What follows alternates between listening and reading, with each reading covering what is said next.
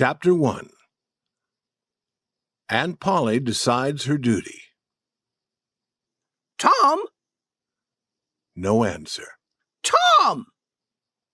No answer. The old lady looked around the room. When I find you, I'd... She did not finish. With her head down, she was looking under the bed. Only the cat came out. She went to the open door and looked toward the garden. No Tom was there. She shouted, You, Tom! There was a little noise behind her. She turned and caught a small boy, stopping him before he could escape. What were you doing in that corner? Nothing. Nothing? What is that on your hands and face? I do not know, Aunt Polly. I know. You've been eating sweets. I have told you 100 times not to eat those sweets. Her hand was raised in the air. It started down. It was very near. Oh, look behind you, Aunt. The old lady turned. The boy ran. In a moment he was up on the high board fence. Then he was on the far side of it. His Aunt Polly was surprised. Then she laughed a little. That boy, I never know what he will do next. And he knows that I do not want to hit him, but I should. And if he does not go to school this afternoon, I must make him work tomorrow. He does not like work, especially on Saturday when there is no school. He does not like work. All the other boys will be playing, but I must try to make him a good boy. He is my dead sister's son, and it is my duty. I must do my duty. Tom did not go to school, and he had a very happy afternoon. He came home late. He hurried to do his share of the evening work. His brother Sid had already finished his share. Sid was a quiet boy who had no adventures and also no troubles. While Tom sat eating, his Aunt Polly asked questions. She hoped to learn about his afternoon. Tom, was it warm in school? Yes, Aunt Polly. Did you wish to go swimming, Tom? Tom began to feel afraid. What did she know about this afternoon?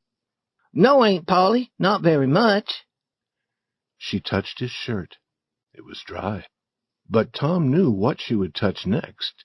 He said quickly, But some of us put water on our heads because we were hot. My hair is not dry yet. He watched her face. Yes, she believed him. He was safe. And Aunt Polly was glad to believe that he had been good. The summer evenings were long. Tom walked along the street, whistling like a bird. Then he stopped whistling. He had met a stranger, a boy a little larger than he was. The boy's clothes were new and good, and he was wearing shoes. Tom would wear shoes and good clothes like these only to church on Sunday. Tom looked and looked. The boy's clothes seemed to become better and better, and his own clothes seemed to grow poorer. Neither boy spoke. If one moved, then the other moved. But they moved only to the side, in a circle. They remained face to face and eye to eye. Then Tom said, I can beat you. Try. I can. No, you can't. Yes, I can. No, you can't. I can. You can't. Can't. A moment of quiet. Then Tom said, I could beat you with one hand. Do it. You say you can do it. That hat. Hit it off my head if you can. I will. You are afraid. I'm not afraid. You are. I'm not. You are. More moving in a circle. Now they were shoulder to shoulder, each trying to make the other fall back. And then suddenly they were rolling in the dust. Each pulled at the other's hair, and each hit the other's nose. And now through the dust Tom appeared, sitting on the new boy, beating him with hard, closed hands. Have you had enough? Said he. The boy tried to get free. He was weeping with anger. Have you had enough? Then the new boy said, Enough. Tom let him stand up and walk away. But as soon as Tom turned, the new boy threw a stone, hitting Tom's back. Therefore Tom followed him home and waited. The boy did not come out again. His mother came and said that Tom was a bad child. She told him to go home. It was late when Tom got there. Very quietly and carefully, he entered through a window. But his aunt was waiting for him. She had learned from Sid about Tom's afternoon. Now she saw his clothes and knew that he had been fighting. She knew what she must do. Tom would work all day on Saturday. Chapter 2.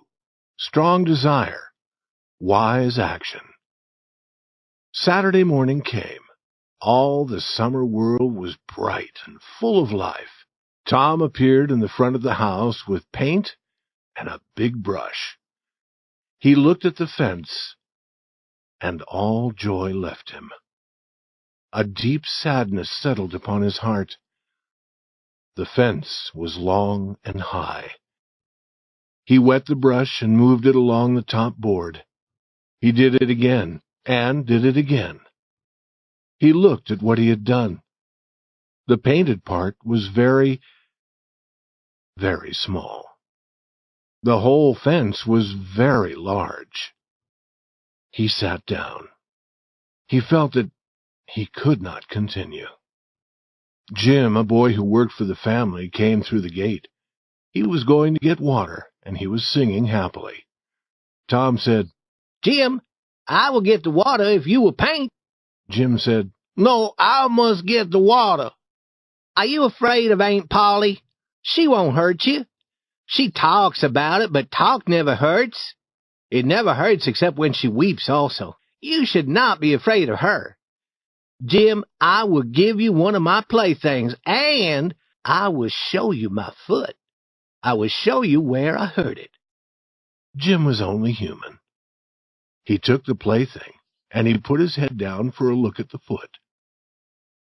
In another moment he was running down the street. Tom was painting as fast as possible, and Aunt Polly was returning to the house. But Tom began to think of the pleasure planned for this day. His hands moved more slowly. Soon the other boys would come and laugh at him for working. From his pocket he took everything that he owned. He looked at it. There was nothing of real value. It was not enough to buy another boy's help. At this dark moment, a wonderful idea came to him. It was like a great bright light. He took his brush and went quietly to work. Ben Rogers appeared soon. Tom had been especially afraid of Ben's laugh. Ben was eating an apple. Also, as he walked, he was making noises like those of a big riverboat. He would shout loudly, then he would say, "Ding dong dong," like a bell. Then he would shout again and say, "Ding dong dong," again, and make other strange noises. He was the boat, he was the captain of the boat, and the boat bell. "Turner," he shouted, "slower! Stop!" He made a slow, careful turn, came close beside Tom, and stopped. Tom continued his painting. He did not look at the boat. Ben said, "Hello, you are in trouble." No answer. Tom moved his brush gently and looked at the result. Ben came nearer. Tom wished for the apple, but he did not turn from his work. Ben said, "Hello, you must work, must you?" Tom turned suddenly. "Oh, Ben, is it you? I did not see you. I'm going swimming, I am. Do you wish you could go with me, or would you rather work?" Tom said, "What do you mean, work?" "That is work." Tom returned to his painting. "It may be work and it may not be, but it is fine for Tom Sawyer." "Do you mean that you enjoy it?" "Enjoy it? Does a boy have a chance to paint a fence every day?" Here was a new idea. Ben stopped eating his apple. Tom moved his brush, stepped away to look at the result, added a little paint here and there, stepped away again. Ben watched. He was more and more interested. Then he said, "Tom, let me paint a little." Tom thought. Then he said, "No, Ben. Aunt Polly wants this fence to be perfect. If it was the fence behind the house, you could help. But this fence beside the street must be done very carefully. There is not one boy in 1,000 who can do it well. Oh, Tom, let me try.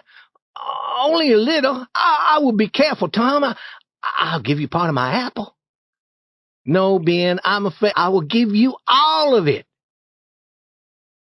Tom gave the brush to Ben, slowly, but with joy in his heart.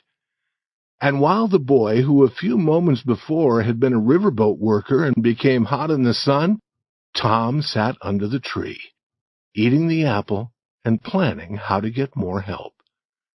There were enough boys. They came along the street, stopped to laugh, but remained to paint. After Ben, Bill Fisher painted. Then Johnny Miller came. Each one paid to be allowed to work. In the middle of the afternoon, Tom was very rich. He had many playthings, a small cat with one eye, a piece of broken blue glass, and much more. And he had not worked, and the whole fence had been painted 3 times. There was no more paint. With more paint, Tom would soon have owned everything belonging to the other boys, and the other boys in the village would have owned nothing. Tom had discovered a great law of human action. A man or a boy will desire something if it's not easy to get. Chapter 3. Tom as an Army Officer. Delightful Sadness. Tom went to report to Aunt Polly. She was sitting beside an open window. She was half asleep, and she was holding the sleeping cat. She was surprised to see Tom. She thought that he had run away from his work long ago. Tom said, "May I go and play now, Aunt?" "Already? How much have you done?" "It is all done, Aunt." "Tom, is that true? It makes me sad if you do not tell the truth." "It is true, Aunt. It is all done." She went to see, and her surprise was very great. "You can work when you want to, Tom, but you do not often want to. Go and play, but remember to come home again." She gave him a large apple. She did not see him take a piece of cake as he passed through the kitchen. Tom hurried to the center of the village. There, 2 armies of boys had met for a battle. Tom was the leader, the general of one army, and his good friend Joe Harper was the general of the other. Tom and Joe did not fight. They sat together and sent their orders to the armies. When the battle was finished, they agreed to have another battle on another day. Then the armies marched away, and Tom started to go home alone. As he passed Jeff Thatcher's house, he saw a new girl in the garden. She had blue eyes and yellow hair. She was beautiful. Tom had loved a girl named Amy Lawrence. A week ago she had said that she loved him. He had been happy and proud, but now, in a moment, she was gone from his heart. He watched the new girl until she discovered him. Then he looked at other places, as if he had not seen her. Then he began to jump and dance and walk on his hands, so that she would continue to watch him. She walked toward the house, and Tom's heart was sad. But she threw a flower over the fence. Then she was gone. Tom looked around. There was no person to see him. Slowly, he picked up the flower. He put it under his shirt, near his heart, and he stayed near the fence until darkness came. Then he went home to eat. He was full of joy. His aunt wondered why. Later that evening, his brother Sid was a bad boy. He took some sweets, but his aunt did not believe that Sid could be bad. She gave Tom the blow that she should have given to Sid. She learned the truth later and was sorry, but she said nothing to Tom. Therefore, Tom was very sorry for himself. He began to wish that he would die. She would feel sorry then. He could see himself being carried home from the river, dead, his hair wet, his troubles past. He went out into the darkness and went to the river. It would be good to drown, if he could drown without pain. He thought of his flower, and took it from inside his shirt. Would the new girl be sad if he died? Would she put her arms around him? Or would she turn coldly away? This picture brought him much delightful suffering. He kept it a long time in his mind. Then he started home. He stopped near the Thatcher house. There was a light in one window. Was that the new girl's room? He lay down on the ground below the window, with her flower in his hands. He would lie there and die in the cold. In the morning she would look out the window and see him. The window opened suddenly. He heard the voice of a woman who worked for the Thatchers. She threw water out of the window, and it fell on him. Tom jumped up and ran. Sid opened his eyes and saw Tom, ready for bed, looking at his wet clothes. Tom's wild eyes made Sid afraid. He did not dare to speak, but he would remember and tell his aunt. Chapter 4. Going to Sunday School. The sun rose upon a quiet world, and looked warmly down upon the peaceful village. The family began the day by praying together. Then Tom did his Sunday studying. He was trying to learn some words from the Bible. Sid had already finished his studying, but Tom was slow. His mind was busy with other things. Tom was learning 5 verses. Some verses are long and some are short. Tom had found 5 short verses. Aunt Polly's daughter Mary helped him, and after a time he could say the verses without looking at the book. Mary gave him a knife for studying so well.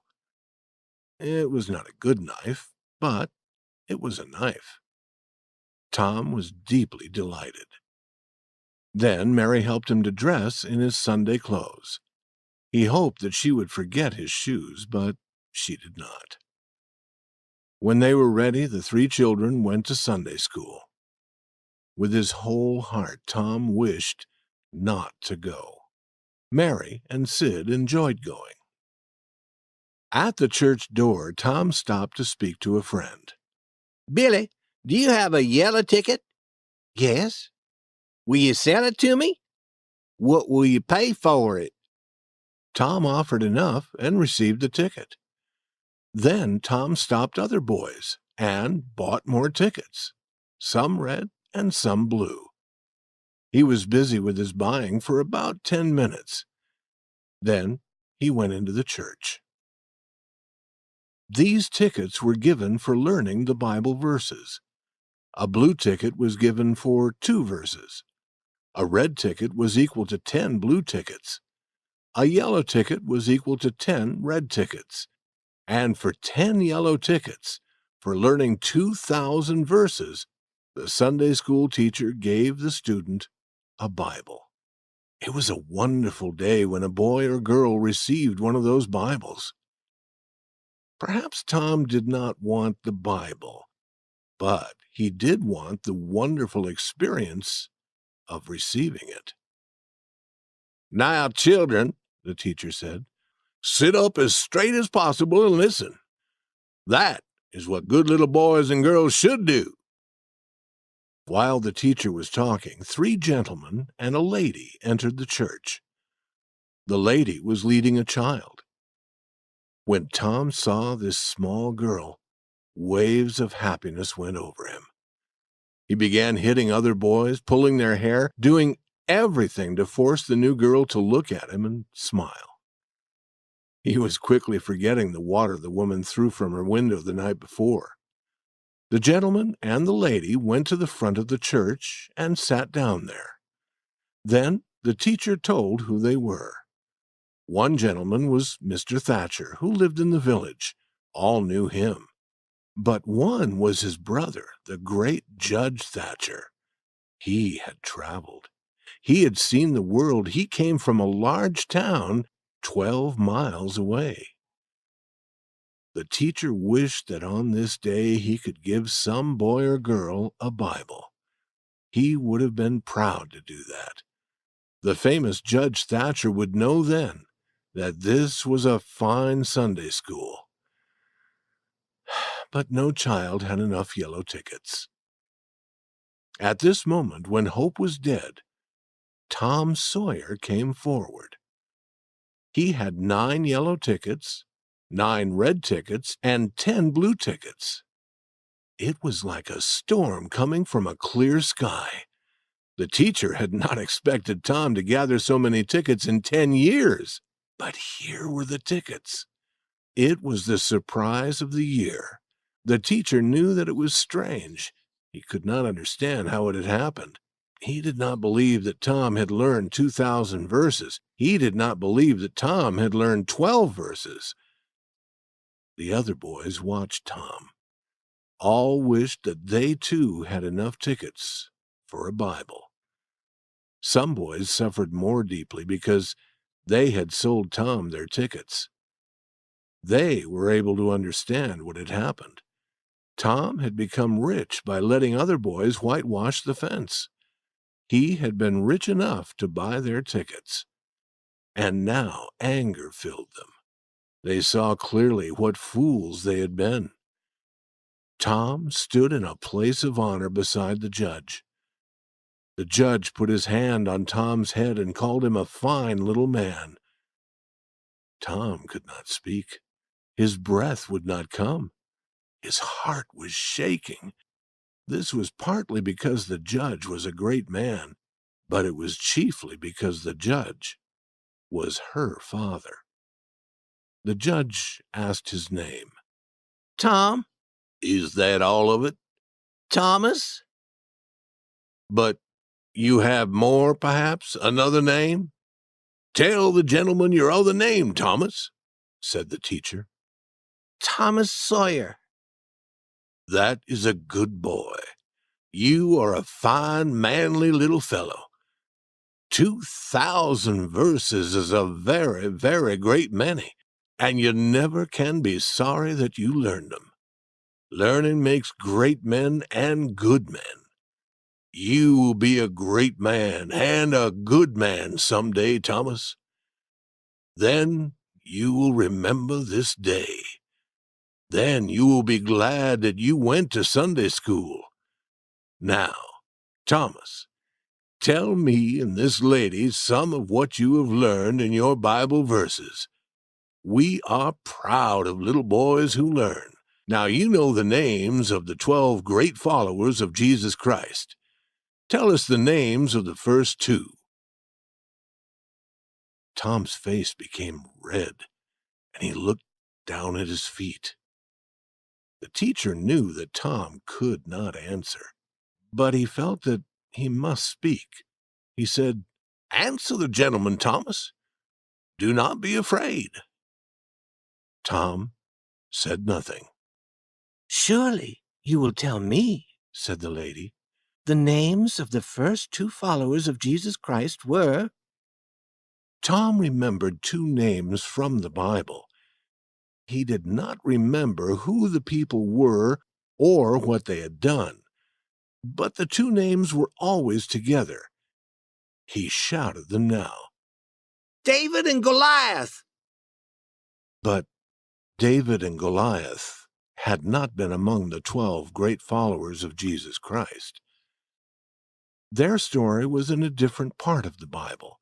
David was a boy, and Goliath was a man of very great size and strength. They were enemies, and David had killed Goliath. Let us be kind enough to look away from the rest of the scene of Tom Sawyer in Sunday school.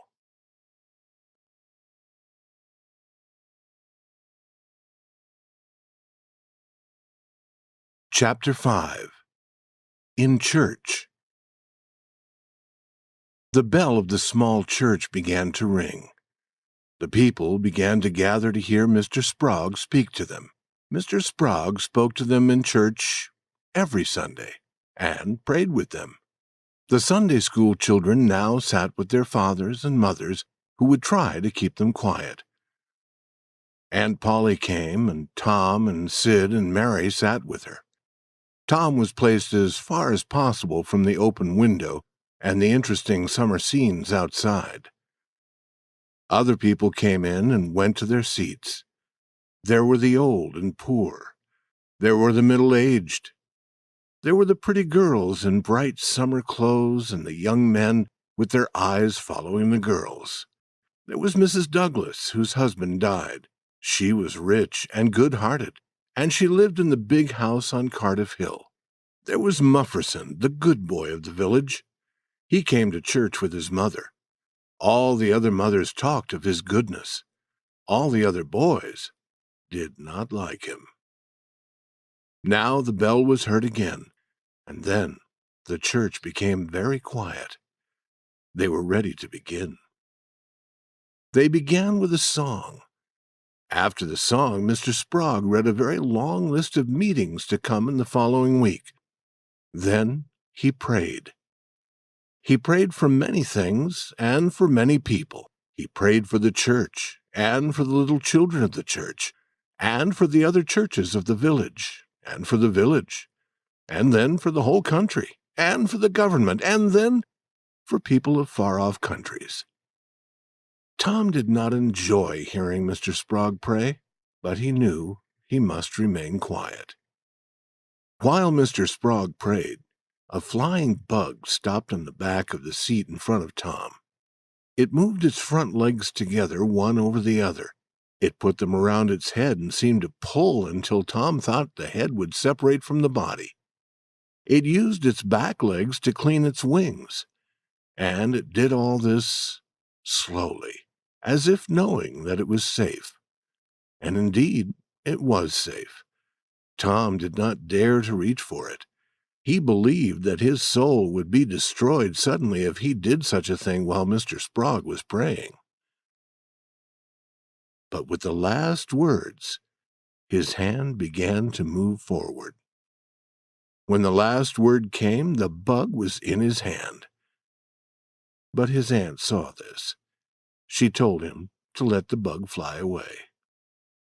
Then Mr. Sprague began a longer talk. He read the words he was saying, and Tom counted the pages as he turned them. After church, Tom always knew how many pages there had been. He did not often know what had been said. But this morning Tom was interested for a little while. Mr. Sprague talked about future peace in the world. The strong and powerful nations, he said, would be friends of the weak. The strong, he said, would be like a strong wild animal of the forest. The weak would be like a weak animal of the farm. But the strong animal would not hurt the weak animal. They would lie down beside each other in peace. They would be so gentle and friendly that a little child could lead them. Tom wished to be that child.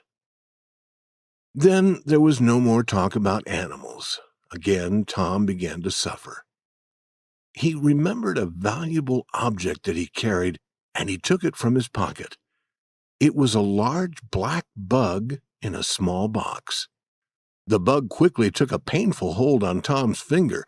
The next moment the bug was on the floor on its back, and Tom's finger was in his mouth. The bug lay there moving its legs, but it could not get on its feet again. Tom could not reach it. It was too far away, but he watched it.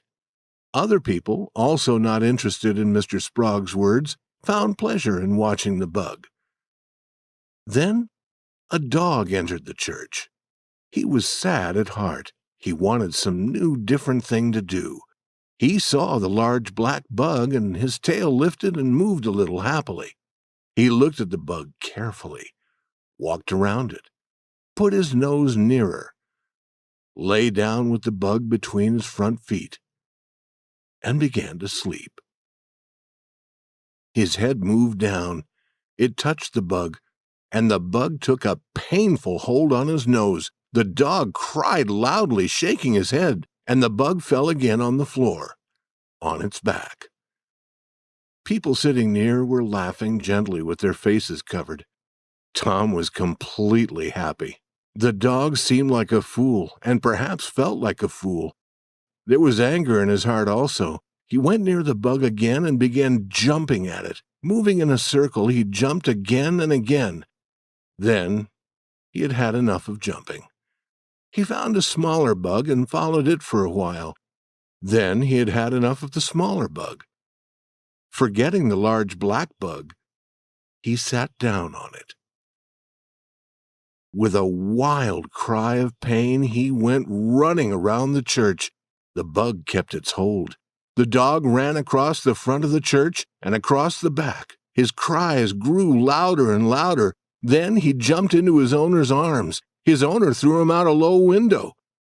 Then slowly the sound of his voice grew softer and was gone as he quickly ran away. Now all the people in the church had red faces and were trying not to laugh. Mr. Sprague had stopped speaking. He began again, but it was not easy for him to continue. Here and there a laugh could be heard. All were glad when it was time to go home. Tom Sawyer went home quite happy.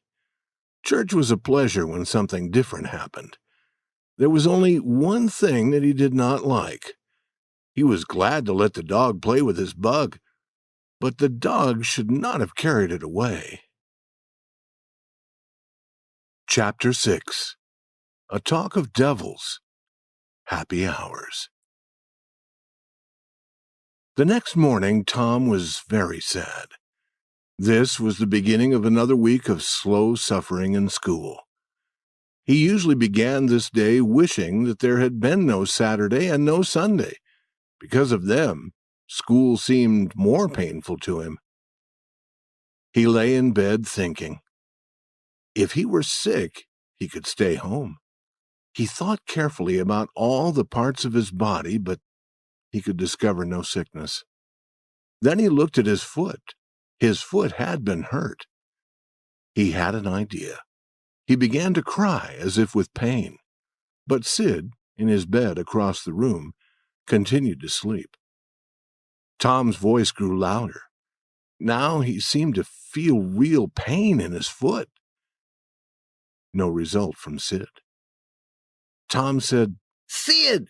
Sid! and tried shaking him. This time the result was good.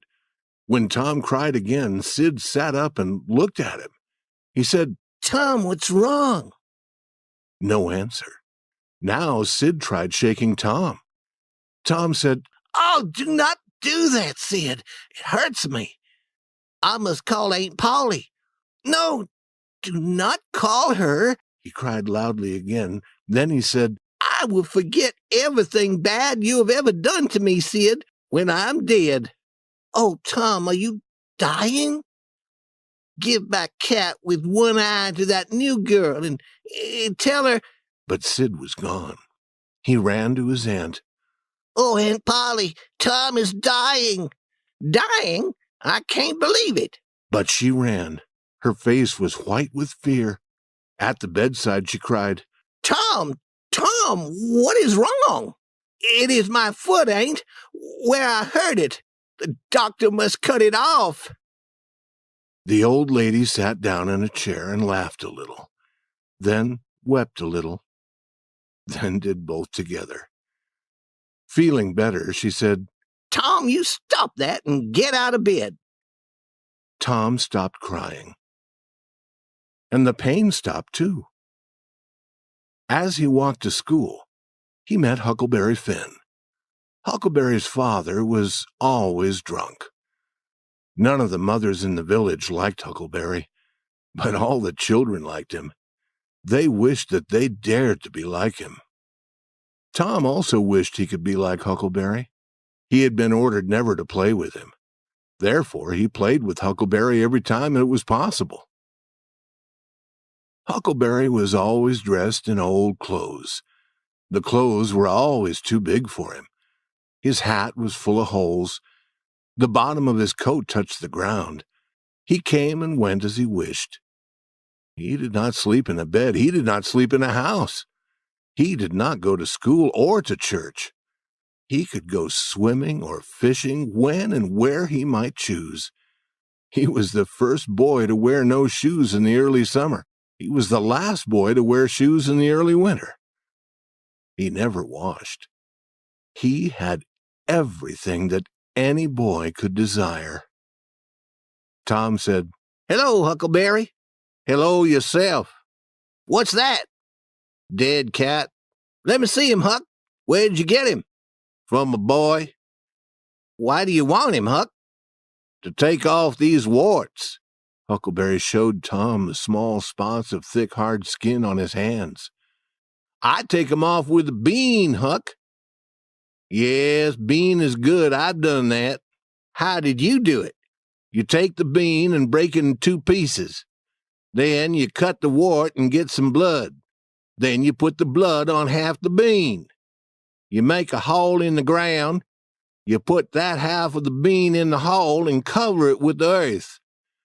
You must do this in the middle of the night where 2 roads cross and when the moon is dark. Then you burn the other half of the bean. The piece of bean with the blood on it will try to pull the other half to it, and that helps the blood to pull the wart, and it's gone from your hand." "Yes, that is right, Huck. Although when you put the bean in the ground, you should say, 'Down bean, off wart, appear no more.' But how do you take off warts with a dead cat?"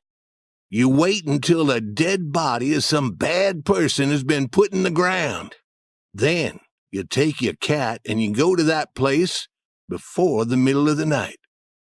At the middle of the night, a devil will come to carry the dead man away. Perhaps 2 or 3 devils will come. You can't see them.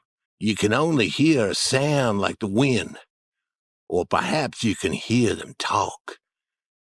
And then, when they take the body away, you throw the cat after them.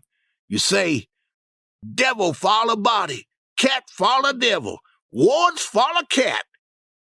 And that'll take off any wart." "Did you ever try it?" "Not yet." "Huck, when are you going to do it?" "Tonight. I think that they will come to get old Hoss Williams tonight." "But they put him in the ground Saturday. The devils would take him Saturday night." "The devils can't come out until 12. At 12 on Saturday night, it is Sunday. Devils can't come on Sunday." "I never thought of that. Let me go with you." "If you won't be afraid." "Afraid? Will you come to my house and call to me? Make a noise like a cat." "Yes, but you answer. Another night I came to your house saying meow, meow like a cat, but you never answered, and your neighbor threw stones at me."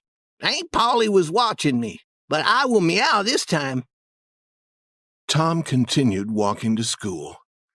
He went in quickly and sat in his seat. The teacher looked at him. "Thomas Sawyer." Tom knew that trouble was coming when his whole name was used.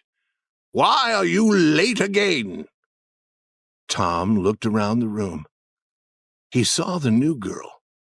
No girl sat in the seat beside her, and the girls sat in all the other seats on the girls' side of the room. He said, "I stopped to talk with Huckleberry Finn." All the children looked at Tom. It was very foolish to say that to a teacher. "Thomas Sawyer, I never heard more surprising words. Take off your coat." The teacher had a supply of thin branches cut from a tree. He used and broke several of these while beating Tom's back. Then he ordered, "Go and sit with the girls." The new girl turned her back toward Tom. Then, after a short time, she turned toward him, and she saw an apple on the table in front of her. She moved it away. Tom gently moved it toward her. She moved it away again. Tom returned it. Then she let it remain where he had placed it. Now Tom began to make a picture on a piece of paper. He held one hand over it while he worked, and she could not see it. She tried to see. He seemed not to notice her interest. Then she said, "Let me see." He showed her. It was a picture of a house. It was not good, but she thought it was. "It is nice. Now make a man."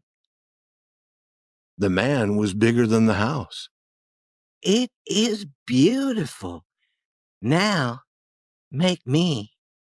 He made a picture of another person. "That is very nice. I wish I could make pictures. I would teach you at noon. Do you go home to eat?" "I will stay if you stay." "Good. What is your name?" "Becky Thatcher." "What is yours?" "Oh, I know. It is Thomas Sawyer." "That is my name when they beat me. I am Tom when I am good. You call me Tom, will you?" "Yes." Now Tom began writing something, hiding it with his hand. She asked to see. "Oh, it is nothing. You don't want to see it." "Yes, I do." "You will tell what it is." "I promise never to tell." "Oh, you do not want to see." "I will see."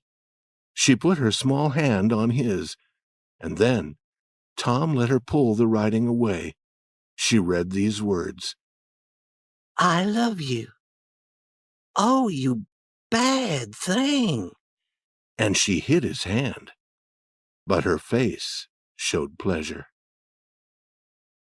At this moment the boy felt a hand on his ear and a pull lifting him from the seat. He was returned to his usual seat. The whole school laughed. But although Tom's ear hurt, his heart was joyful. Chapter 7. An Agreement is Made.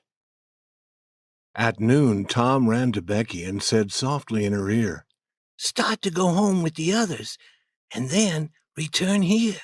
I will do the same." Soon both had returned. Now they were alone in the school. They sat together, and Tom put his hand on Becky's, guiding it. They made a picture of another house. Then they talked. Tom was filled with happiness. He said, "Becky, were you ever engaged?" "What does that mean?" "Did you ever promise to marry any boy?" "No." "Would you like to be engaged?" "What do you do?" "You tell a boy you will marry him. Then you kiss. That is all. It is easy." "Why do you kiss?" "They always do that. Do you remember what I was writing?" "Yes." "What was it? Shall I tell you?" "Yes, but not now. Tomorrow." "No, now. I will say it quietly, Becky, close to your ear." He put his arm around her and he said the words quietly. "Now, you tell me." She made him turn his face away. Then she came near. Her breath moved his hair as she said, "I love you." Then she jumped away from him and ran around the seats, with Tom running after her. He caught her in a corner with her hands over her face, but her hands dropped. Tom kissed her and said, "Now it is all finished, Becky. And always after this you can't love any boy except me, or marry any boy except me. And you can't marry any girl but me." "Certainly, that is part of it. And we will walk to school together, because we are engaged." "It is nice. I never heard of it before. Oh, it is fine. Me and Amy Lawrence... The big eyes told him that he had said the wrong thing. Oh, Tom, I am not the first that you were engaged to. She began to weep. I do not love her now. I do not love any girl except you. More weeping. Tom took from his pocket the thing he valued most. It was a ball-shaped object of no worth, but as bright as gold. Becky, take this. She hid it from his hand to the floor. Then, filled with anger, Tom marched out of the school and over the hills and far away. He would return no more that day. Becky had not really wanted him to go, and when he did not return within a few moments, she called, Tom, come back. Then she wept again. Chapter 8. Tom Decides What to Do. Half an hour later, Tom was beyond Mrs. Douglas's house on Cardiff Hill. He entered a thick forest, went to the center of it, and sat down under a tree. He was very sad. He wished that he could die. For a short time. But soon he began to think again of living. He would go far away to countries across the sea. How would Becky feel then? He would be a soldier and return famous after many wars. No, he would join the Indians and hunt and fight with them in the far west. But no, there was something better. He would sail across the seas in a long, fast, black ship. He would follow other ships, take the gold and silver they carried, and then send them to the bottom of the sea. That was it. He would be a pirate, famous in the whole world. Tom Sawyer the pirate. Yes, it was decided. He would start his journey the next morning. At this moment he heard a call from far away in the forest.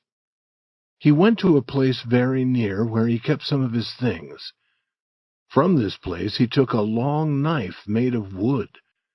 He tied it to his side. He was not Tom Sawyer now. He dreamed he had become a famous leader named Robin Hood, who lived with his men hundreds of years before in another forest. He advanced slowly, moving carefully from behind one tree to another. Believing for the moment that he really was Robin Hood, he said, "Stay where you are, my men. Do not move until I call." Now Joe Harper appeared. He, too, had a long wooden knife. Tom called, "Stop! Who comes here into Sherwood Forest? No person enters my forest until I say that he may." "I'm Guy of Guisborne," said Joe Harper, continuing the game. "I go where I wish. Who are you?" "I am Robin Hood, as you shall soon know when you lie dead there on the ground." "Are you indeed that famous man? Gladly I will fight with you." They took their two long knives and began a slow, careful fight. Then Tom said, "Now fight faster." They were soon hot from their efforts. "Fall," Tom said. "You must fall." "You fall. I'm fighting better than you." "But the story of Robin Hood says that I kill you. Turn and let me hit you in the back." Joe turned, received the blow, and fell. "Now," Joe said, rising, "you must let me kill you." "I can't do that. It is not in the story." "It should be." "Joe, you can be Robin Hood for a while. I will be Robin's enemy, and you can kill me." This was agreeable, and more fighting followed. Then Tom became Robin Hood again, and he was hurt, and all his blood ran from his body. And Joe, who had now become all of Robin Hood's men, watched with tears in his eyes as Robin Hood died. Then the boys went home. They were sad because Robin Hood had lived so long ago. They would have liked living with him in Sherwood Forest better than being President of the United States. Chapter 9. Indian Joe Explains. At 9 that night, Tom and Sid were sent to bed as usual. They prayed, and Sid was soon asleep. Tom was waiting. Time passed very slowly. Little noises came out of the darkness. The cry of a far-off dog was heard in the night air and was answered by another dog. By that time, Tom was asleep. Then there came among his dreams the call of a cat. A neighbor opened a window. Tom heard this, and a minute later he was through his window. He meowed as he went. Then he jumped. Huckleberry Finn was there, with his dead cat. In half an hour, the boys were in the graveyard. The graveyard was on a hill, 1.5 miles from the village. There was an old board fence around it. A light wind sounded in the trees, and Tom was afraid that the sound came from the spirits of the dead. The boys talked little. The time and the place and the quiet were heavy on their hearts. They found the new grave and sat down under the branches of 3 big trees near it. They waited a long time. After a while, Tom felt that he must talk. Huck, do you believe that the dead people are pleased to have us here? I wish I knew. Huck, do you think Hoss Williams hears us talking? His spirit hears us. I wish I had said Mr. Williams. But all the people said Hoss. You must be careful how you talk about dead people, Tom. There was no more talk for a while. Then Tom touched Huck's arm. Did you hear it? There it is again. Now you hear it.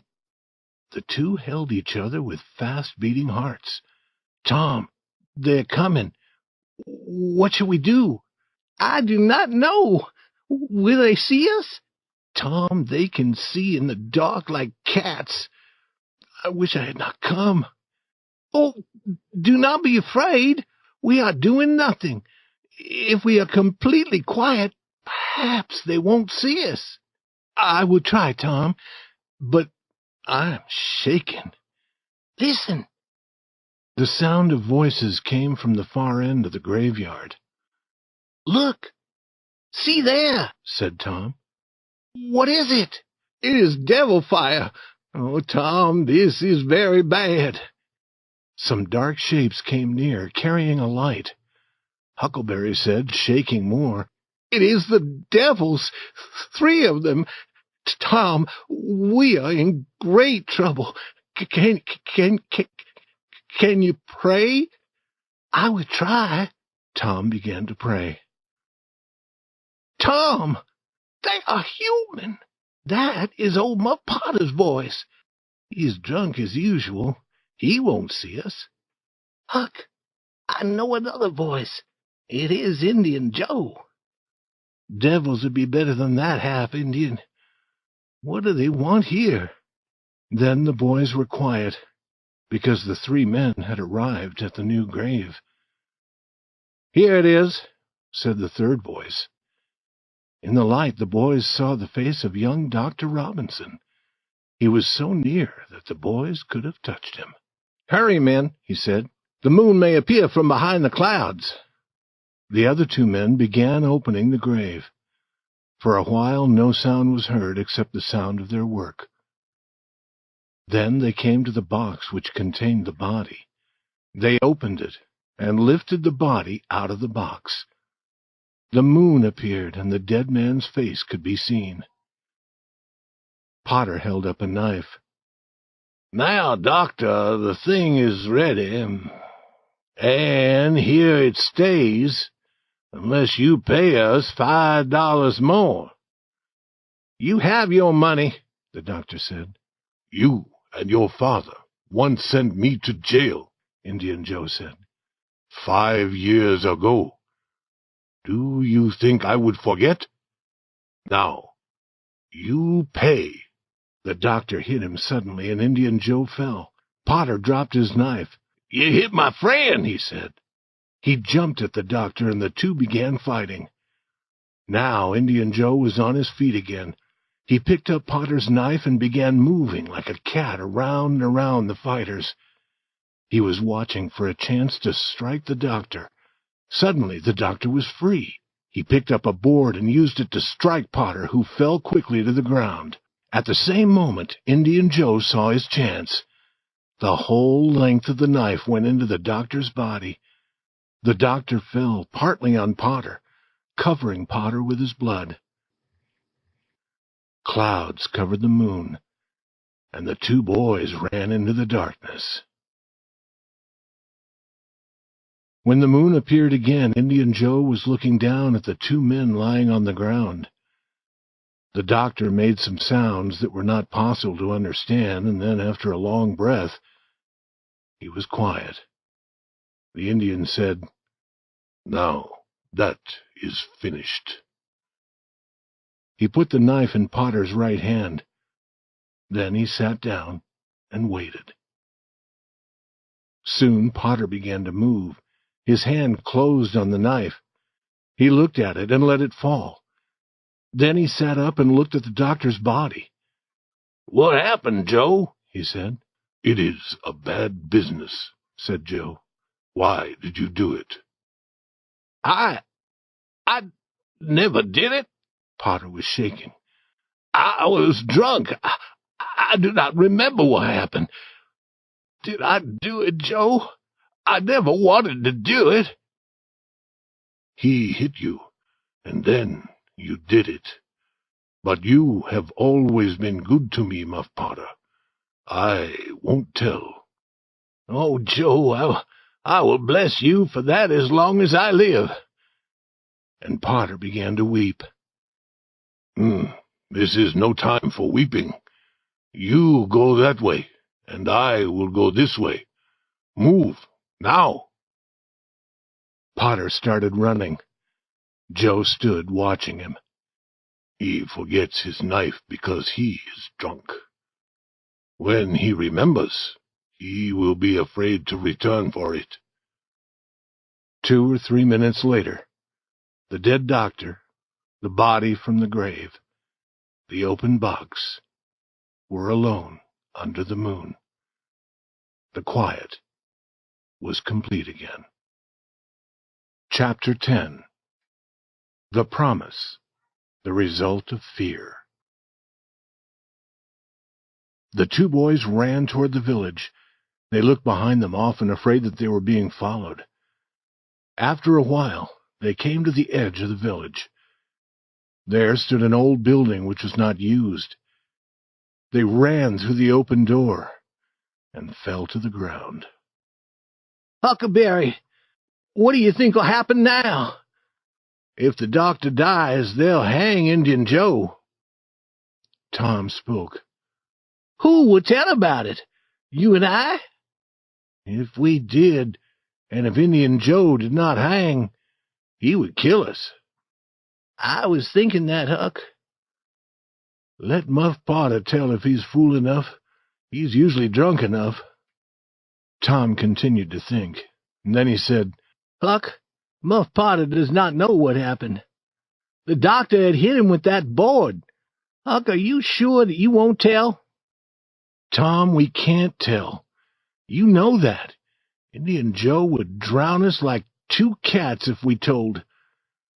Tom, we must promise never to tell. It must be a strong promise, with writing and blood."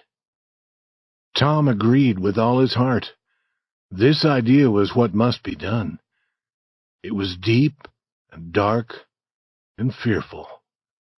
This was the hour and the place to do it. He found a clean, broad piece of wood. In his pocket he found something to write with. The moon was his light. Painfully he formed the words, "Huck Finn and Tom Sawyer promise they will never tell about this, and they wish they may die in their footsteps if they ever tell." Then each boy cut a finger and signed in blood, T.S. and H.F. Tom helped Huck to write his H and F. Then they made a hole in the ground near the wall of the building. They placed the piece of wood in the hole and covered it with earth. Now they were certain. Their mouths would never speak about what their eyes had seen. When Tom entered his house through his bedroom window, the night was almost gone. He took off his clothes very quietly and lay down. He believed happily that his aunt would never know that he had been away. But Sid was not asleep. The next morning his aunt gave him some food. Then she wept, and she asked him why he hurt her old heart. She wished to help him to be good. She tried and tried, but she could try no more. 1,000 beatings would have been easier for Tom. He wept, he promised to be good, but he felt that she did not believe his promises. He went to school, and there the teacher beat him and Joe Harper because they had run away from school the day before. Then he went to his seat. A hard object covered in paper was waiting for him there. He opened the paper. Inside was the bright, shining ball that looked like gold that he had given to Becky Thatcher. This was too much. Now his heart was broken.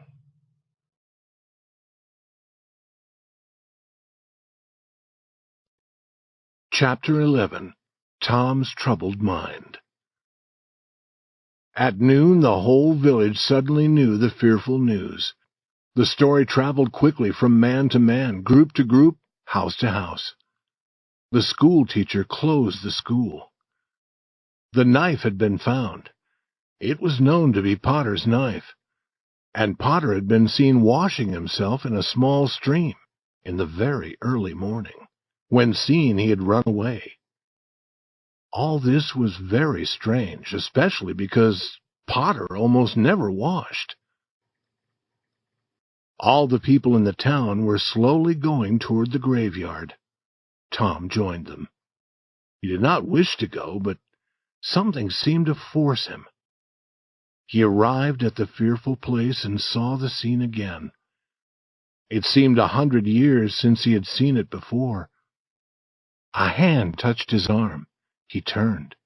His eyes met Huckleberry's. Both looked away. Were they being watched? Now Tom began to shake, because he saw Indian Joe. Then Muff Potter appeared. A few people saw him. They shouted. The crowd separated and Potter walked through. A village law officer was holding his arm. Potter's eyes showed his fear. When he stood beside the dead doctor, he put his face in his hands and began to weep. "I did not do it, friends," he said. "I did not do it." "Who said you did?" a voice shouted. Potter lifted his face and looked around without hope.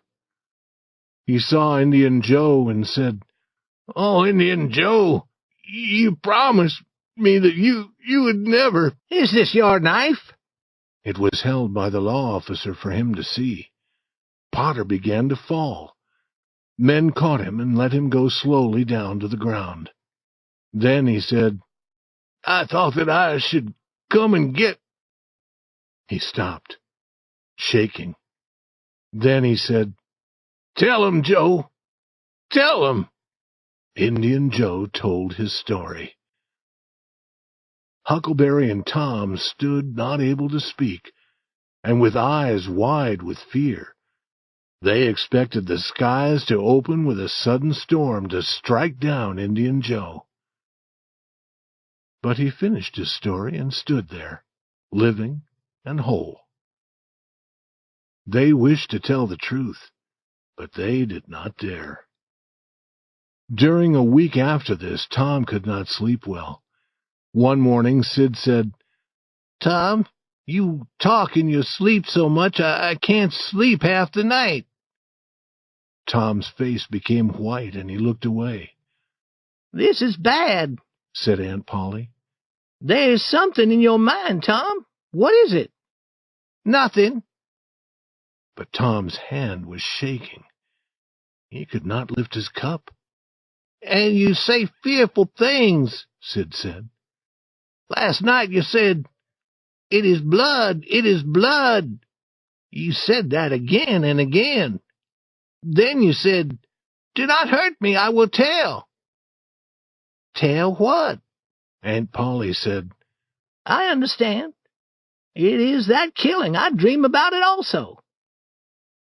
Mary said that she also dreamed about it. And then Sid stopped talking.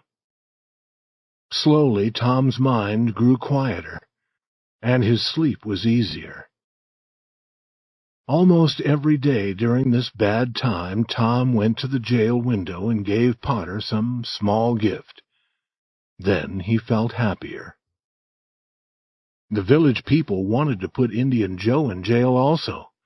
Like Muff Potter, he had been helping the doctor to carry away that dead body from its grave.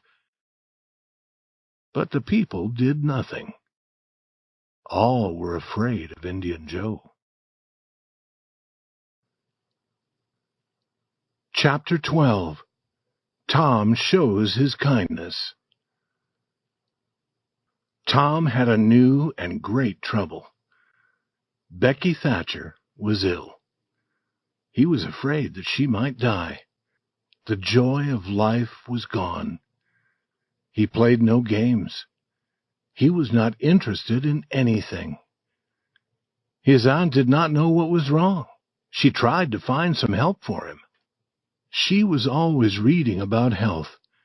She read about how to go to bed, and how to get up from bed, what to eat, and what to drink, and what clothes to wear for good health, and how to think for good health. She believed all that she read. When she read something new, she wanted to try it. She took Tom outside in the early morning and poured cold water over him. Then she covered him with a wet cloth and put him to bed with heavy covers over him. When he was so hot that water formed on his skin, she was happy. She thought that this would help him.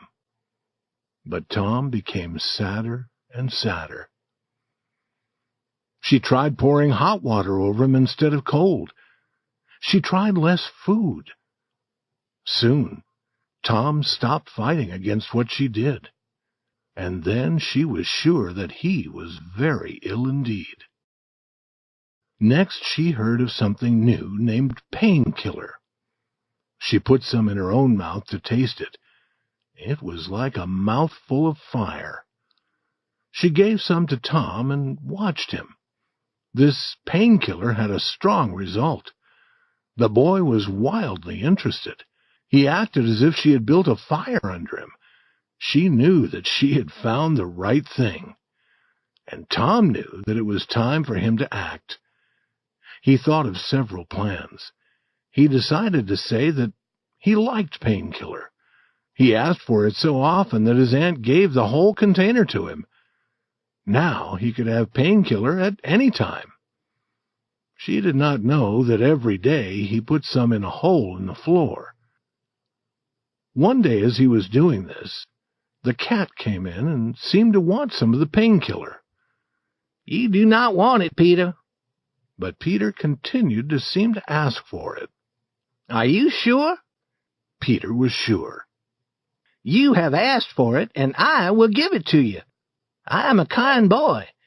But if you do not like it, remember that you asked."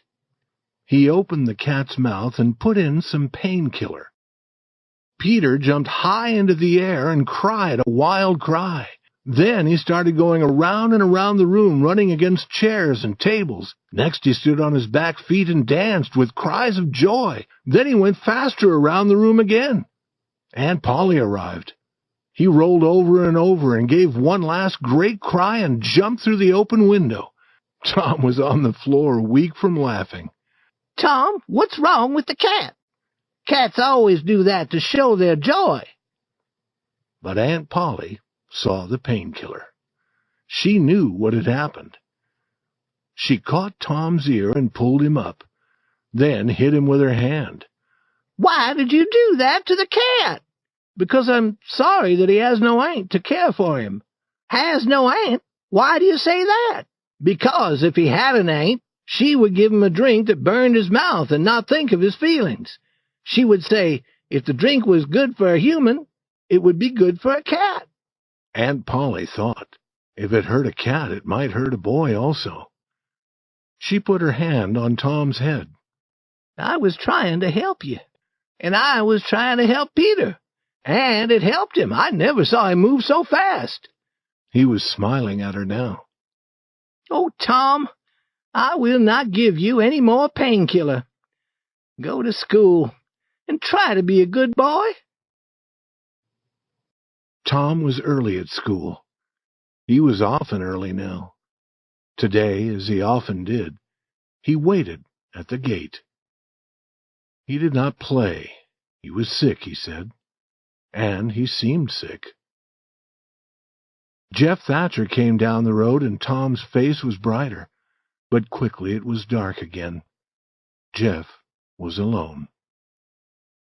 When he saw a girl's dress far away, he watched and watched, but the girl was never the right one.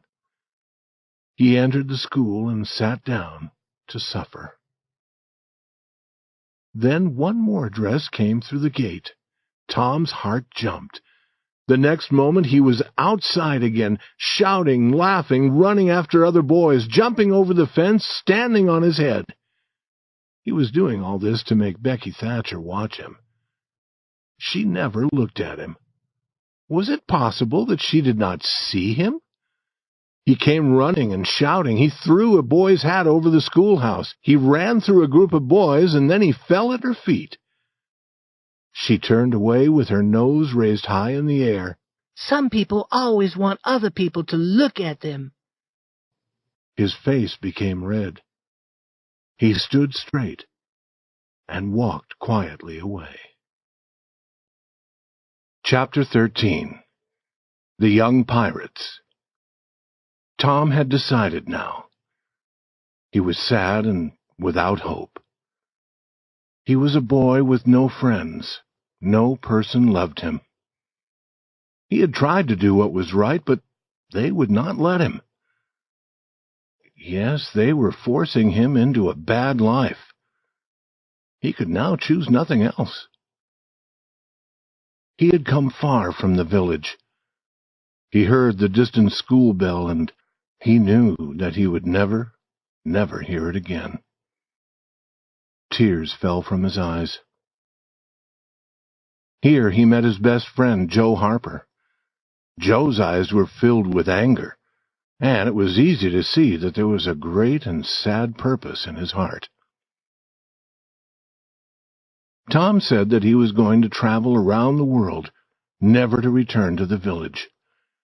He hoped that Joe would not forget him. And Joe had come to say the same to Tom. They were two souls with only one thought. Joe's mother had beaten him, but he had done nothing. She plainly wished him to go away. Therefore, he was going. He hoped that she would be happy now.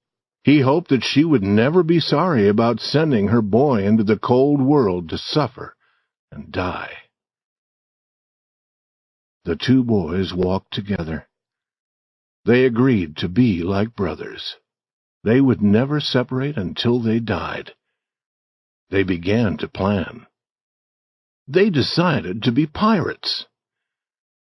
3 miles south of the village there was an island in the river. The Mississippi River was a mile wide there. The island was long and not very wide, and it was covered with trees. No people lived on it, and few people lived on the river's shore near the island. It would be a good place for pirates. Then they met Huckleberry Finn, and he joined them. They talked, and then they separated. They would meet again beside the river 2 miles north of the village at 12 that night. Tom knew where they could find a small boat. They would take it. Each boy would bring food and other useful things if possible. Tom arrived with meat and a few other things. He stopped among the trees on a hill above the meeting place. There were many stars, and it was very quiet. The great river lay like an ocean at rest. Tom listened a moment, but the quiet was broken by no sound. Then he whistled gently. The whistle was answered from below. Tom whistled 2 more times and was answered again.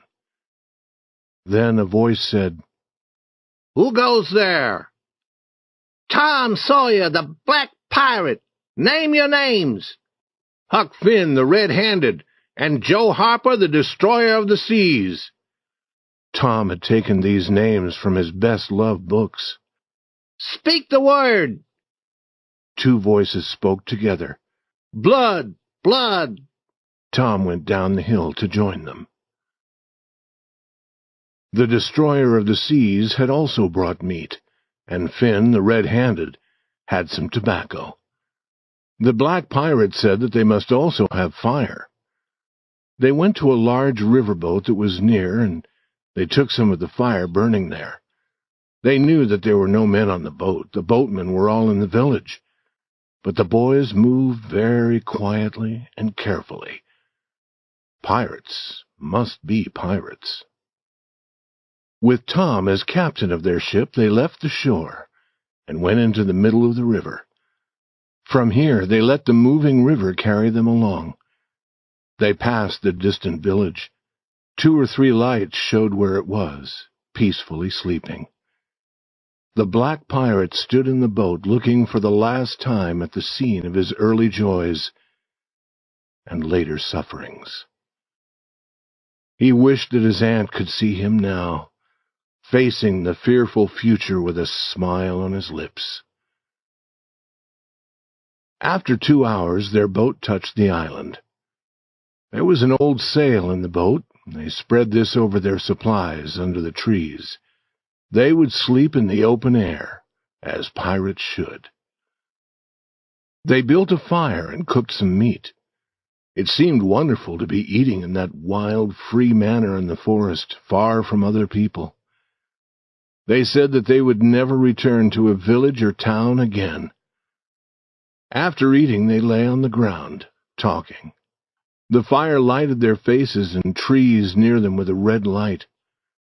Huck prepared to smoke some of his tobacco. Soon he was blowing out a cloud of smoke, and the other pirates were wishing that they could do the same. Huck said, "What do pirates do?" Tom said, "Oh, they enjoy life. They follow other ships and catch them and burn them. They take the money from those ships and put it in a deep hole in the ground on the island.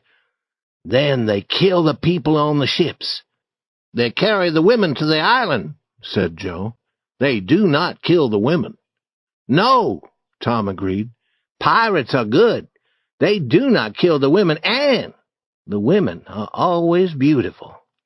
And their clothes are covered with gold and silver," said Joe. "Whose clothes?" said Huck. "The pirates." Huck looked down at his clothes. "I am not dressed for a pirate," he said, "but these are my only clothes." The other boys told him that the fine clothes would come later when they began their adventures. Slowly their talk ended. The Red-Handed went to sleep quickly. The Destroyer of the Seas and the Black Pirate could not sleep so quickly. They began now to have some doubt. Had it been wrong to run away from home? Had it been wrong to take the meat? The meat did not belong to them. They decided that they would never again take what did not belong to them. And with that decided, these pirates also were peacefully asleep.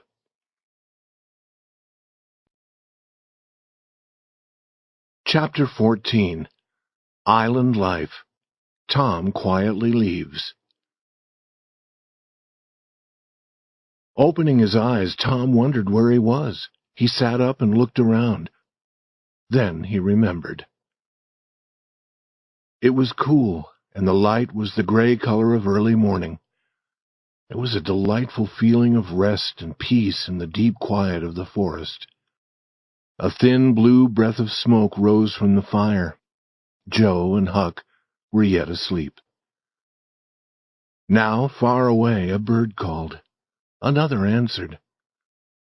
Slowly, the cool gray of the morning changed to white. More sounds were heard. The life of the forest began to show itself to the watching boy. Bugs appeared and started their day's labors. Birds were making many noises now. A big bluebird stopped very near to Tom. It turned its head to one side and sat watching its strange new neighbors. Small animals appeared, and they also looked at the boys and seemed to be talking to them. Perhaps they had never seen a human being before.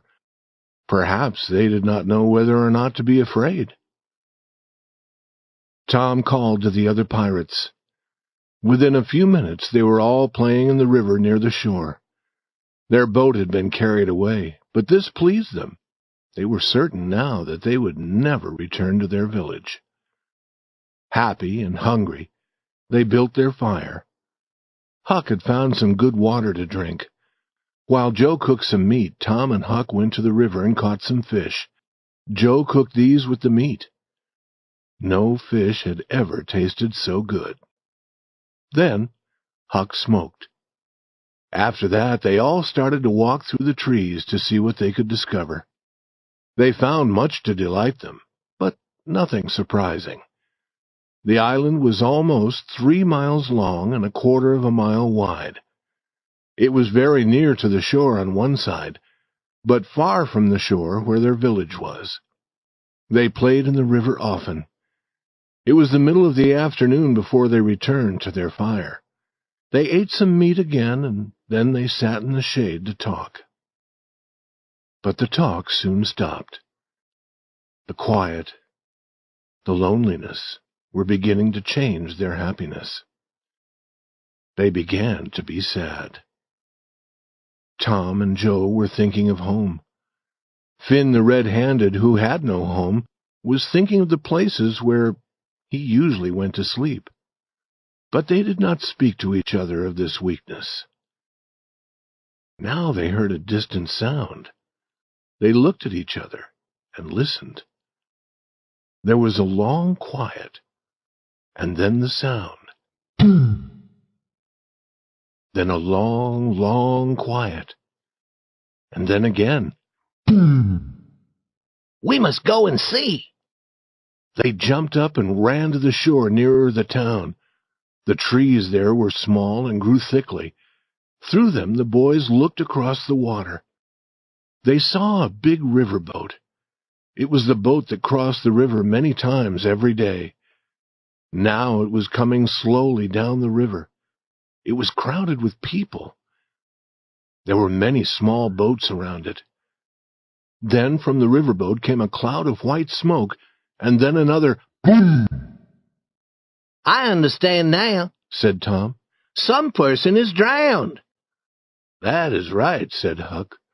They did that last summer when Bill Turner was drowned. A big gun makes that boom, and then the body rises to the top of the water. I wish I was on that riverboat now, said Joe. I wonder who is drowned, said Huck. They continued to listen and watch. Then a thought came into Tom's mind like a sudden light. Boys, I know who is drowned. They are looking for us." This was a wonderful thing to know. Hearts were breaking for them. Tears were falling. People were sorry that they had not always been kind to them. The whole town was talking about them. This was fine. It was good to be a pirate. All doubt of that was gone. As darkness came, the riverboat returned to her usual business. The pirates returned to their fire. They were joyful that they were so important and were causing so much sadness. They caught more fish to eat. Then they talked about what the village people were thinking and saying. But as the night grew darker, they stopped talking and sat looking into the fire.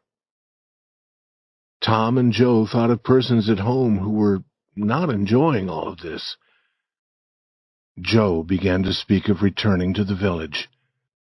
Tom laughed at him. Huck joined with Tom. Huck fell asleep. Then Joe fell asleep. Tom sat for a long time watching the others. Then he stood up. He found 2 pieces of thin wood on which he could write. After writing on the wood, he put one piece in Joe's hat. He put the other in his pocket. Then, carefully, he moved away among the trees. When he knew that they could not hear him, he began to run toward the river. Chapter 15. Tom learns what is happening. A few minutes later, Tom was walking into the water toward the shore where the riverboat was tied. The stream was not wide here, but it was strong. It carried Tom south, but after a while he arrived at the river's edge. He found a good place and pulled himself out of the water. He began walking north through the trees, near the shore. He arrived at an open area across the river from the village. The riverboat was lying near. Everything was quiet under the stars. Watching with both eyes, he entered the water again. There was a small boat tied behind the large boat. Soon he was pulling himself into the small boat. After a minute or two, he heard a bell. The riverboat began to move. He knew that this was the last time it would cross the river that night. 12 minutes later, the boat stopped. Tom was quickly in the water again, swimming to the shore. Soon he had jumped over the fence behind his aunt's house. He looked through a window into a lighted room. There sat Aunt Polly, Sid, Mary, and Joe Harper's mother. They were talking. They were beside the bed, and the bed was between them and the door. Tom went to the door and opened it quietly. He thought that he might be able to go inside without being seen. He began moving carefully on his knees. "I feel a wind. Is that door open?" said Aunt Polly. "How strange. Many strange things are happening now. Sid, go and close the door." Quickly, Tom went under the bed. Sid did not see him. "But," said Aunt Polly, "he was not bad. He was only wild and full of life, like any young animal. He did not wish to do bad things, and no boy ever had a kinder heart." She began to weep. "My Joe was the same. He was not really bad, and he was always kind, and now I shall never see him again. I am sorry for so many things. Only yesterday the cat—" Weeping, Aunt Polly told about the cat and the painkiller. Tom was weeping a little now. He could hear Mary weeping also. Had he really always been a good boy? It was quite surprising to think this. But now he was beginning to believe it. He wished to rush out from under the bed. He wished to fill his aunt with joy. But he remained still and listened.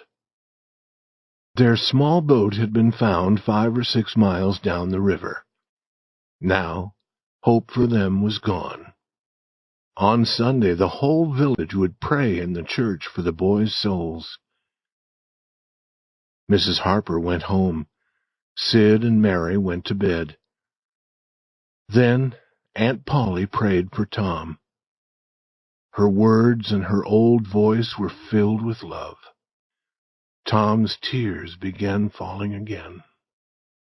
Then she got into bed. She talked to herself, and she turned over again and again. Tom remained quiet for a long time, but at last she was still. Now the boy came out and looked down at her. He loved her, and he was very sorry for her. He took from his pocket the piece of wood with his writing on it. He placed it on a table. She would see it there in the morning. But then a new thought came to him. He considered it. His face grew bright. He put the wood into his pocket again. Then he kissed his aunt's lips and went out the door. He returned to the river and to the riverboat. There was a man who guarded the boat, but he would be sleeping. Tom knew that. It was easy to take the small boat. He got into it and moved it first up the river. Then he crossed to the other shore. He had often crossed the river in a small boat, and he knew how to do it. He considered taking the small boat to the island. A real pirate would keep the boat. But people would try to find it, and they might find the boys also. He got out of the boat and walked south along the shore. At daylight, he could look straight across the stream and see the island. He rested. Then he entered the water. Soon he was on the island. He heard Joe say, "No, Tom is true, Huck. He will return. What has he been doing, I wonder?" "Here I am," cried Tom, stepping out from among the trees. In a short time they had caught more fish and were eating them. Tom told his adventures. Then Tom found a place in the shade. There he was able to sleep until noon. Chapter 16. A Night Surprise. The boys played in the water and on the shore, but the next day Joe was very sad. Would he ever be happy again? It did not seem possible. Huck was also sad. Tom was not happy, but he tried to seem happy. He had something interesting to tell them, but he was not yet ready to speak. However, if they did not feel better soon, he would be forced to tell it. He said, trying to seem happy, "I think there have been pirates on this island before. How would you like to find an old box full of money? We should go and hunt for it." But the other boys were not interested. Joe said, "Boys, I want to go home. It is very lonely here." "Oh, no, Joe, you'll feel better soon," said Tom. "Think of the good fishing here." "I'm not interested in fishing. I want to go home." "But, Joe, this is the best swimming place." "I do not want to swim. I want to go home." "Baby, you want to see your mother."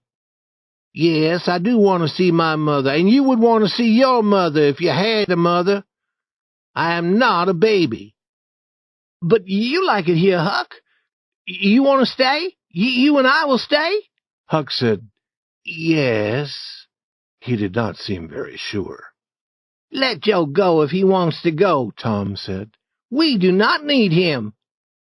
Joe began to walk into the water, to start swimming toward the shore where the village was. Tom looked at Huck. Huck looked away. Then Huck said, "I want to go, Tom. We can go, Tom, can't we?" "I won't.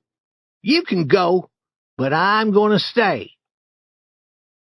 Huck started to walk sadly away. Tom felt a strong desire to follow. He hoped that they would stop, but they went slowly forward. Suddenly, Tom knew that it had become very lonely and quiet. He ran after the other boys, shouting, "Wait! Wait! I want to tell you something." They stopped and turned, and he began walking into the water towards them. They listened to him without an answering word or smile.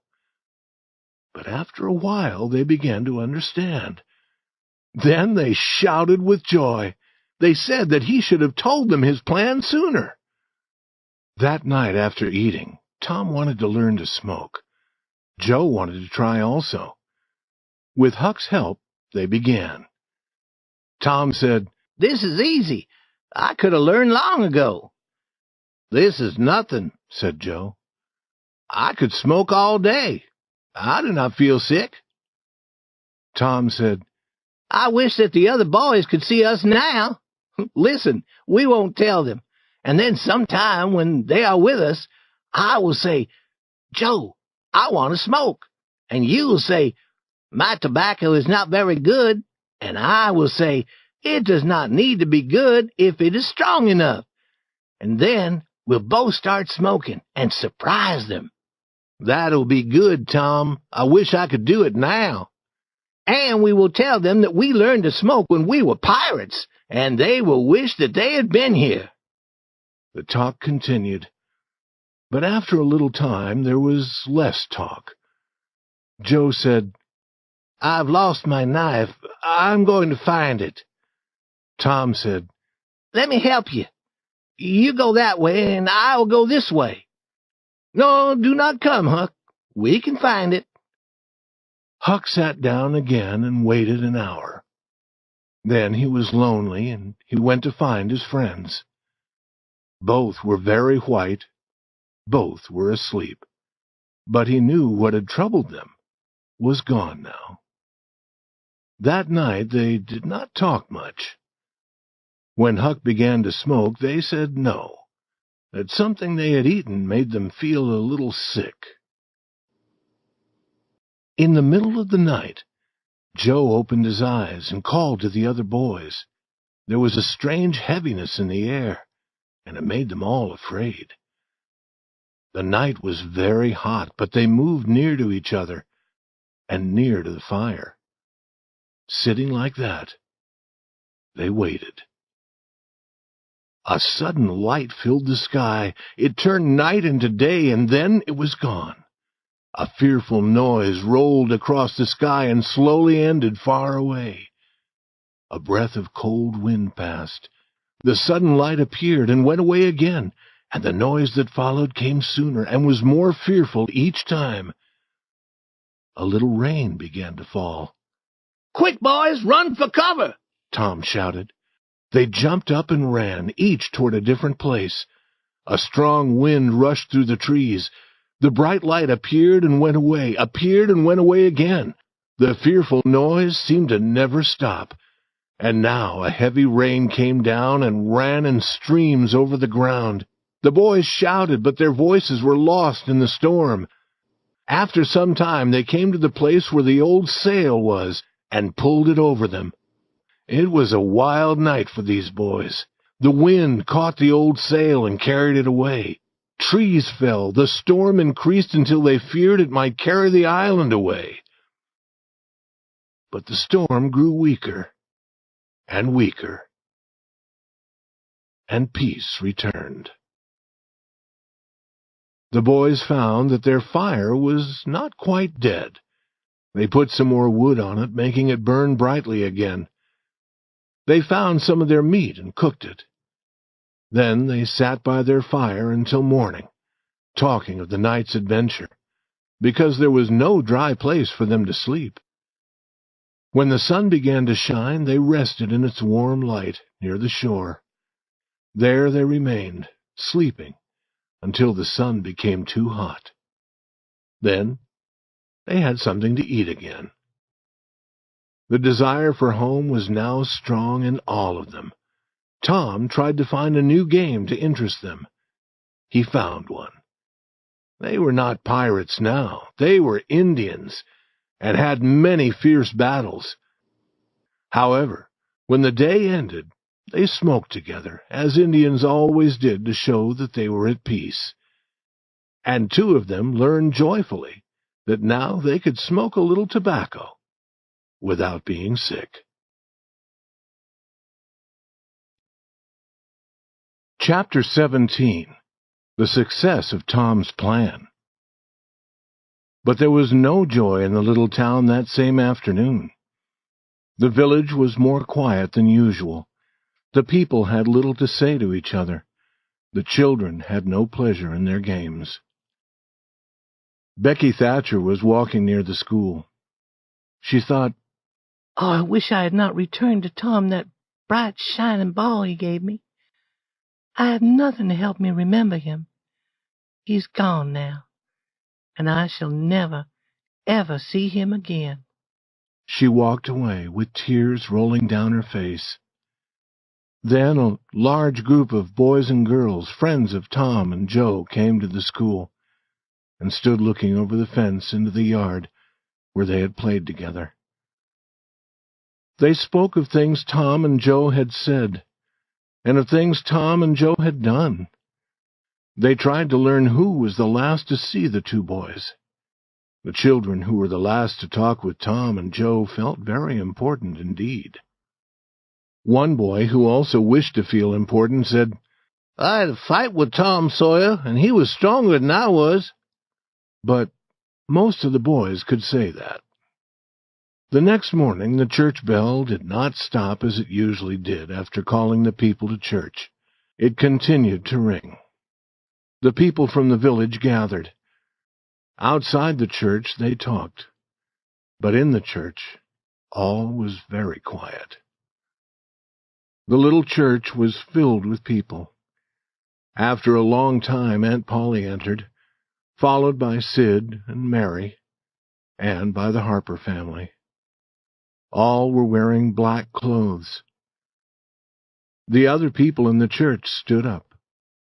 They remained standing while the two families walked to the front of the church and sat down. It was quiet again. All prayed, and then a song followed. Now the church leader began to talk of the boys. He told how good they had been. People were sorry to remember that they had not seen the truth earlier when they had thought that these boys were bad. Tears were falling from all eyes. The sound of the church door opening slowly was heard. One pair of eyes, and then another, turned to look. Then all in the church seemed to turn at the same time, and people rose and watched while the three dead boys walked to the front of the church. Tom was first, Joe next, and last came Huck. They had been listening to every word.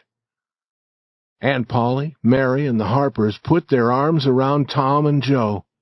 Huck stood alone, not knowing what to do. He started to move away, but Tom stopped him and said, "Aunt Polly, this is not right. Some person must be glad to see Huck, and some person shall be. I am glad to see him, dear boy." She put her arms around him also, and now Huck felt more strange than before. "Sing, and sing your best!" cried the church leader. And all the people did sing. There had never been such singing in that church. Tom Sawyer, the pirate, knew that no moment in his life could be prouder than this.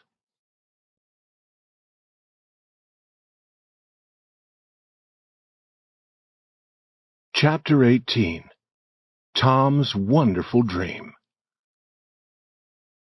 That was Tom's great plan, to return home with the other pirates and go to the church to hear the people pray for their souls. They had returned across the river in the darkness the night before, and had stayed in the forest until nearly daylight. They had entered the church and finished their sleep there before the people came. Then they appeared at the most important moment. The next morning, Aunt Polly and Mary were very loving toward Tom. He had everything he wanted to eat. There was much more talk than usual. Aunt Polly spoke. "We can laugh now, Tom, but you were not very kind to let me suffer. You came across the river to surprise us in church. Why could you not come across the river to tell me that you were not really dead?" "Yes, you could have done that, Tom," said Mary. "I believe you would have done it if you'd thought of it." "Would you, Tom?"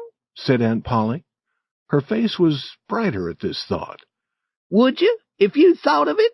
I hope you love me enough to do it. Did you think of it?" "Tom is always rushing," Mary said. "He never thinks." "Sid would have thought, and Sid would have come. Tom, someday you'll be sorry. You will wish that you had cared more for me, but then it will be too late." "I do care for you," said Tom. "I wish that I had thought, but I dreamed about you." "A cat does as much as that. What did you dream?" "I dreamed that I saw you sitting there by the bed. Sid and Mary were sitting with you. I dreamed that Joe Harper's mother was here." "Indeed she was one night. Did you dream any more?" "Yes, but I can't remember all of it." "Try, Tom. Try to remember." "You said that the door must be open because you could feel the wind coming in.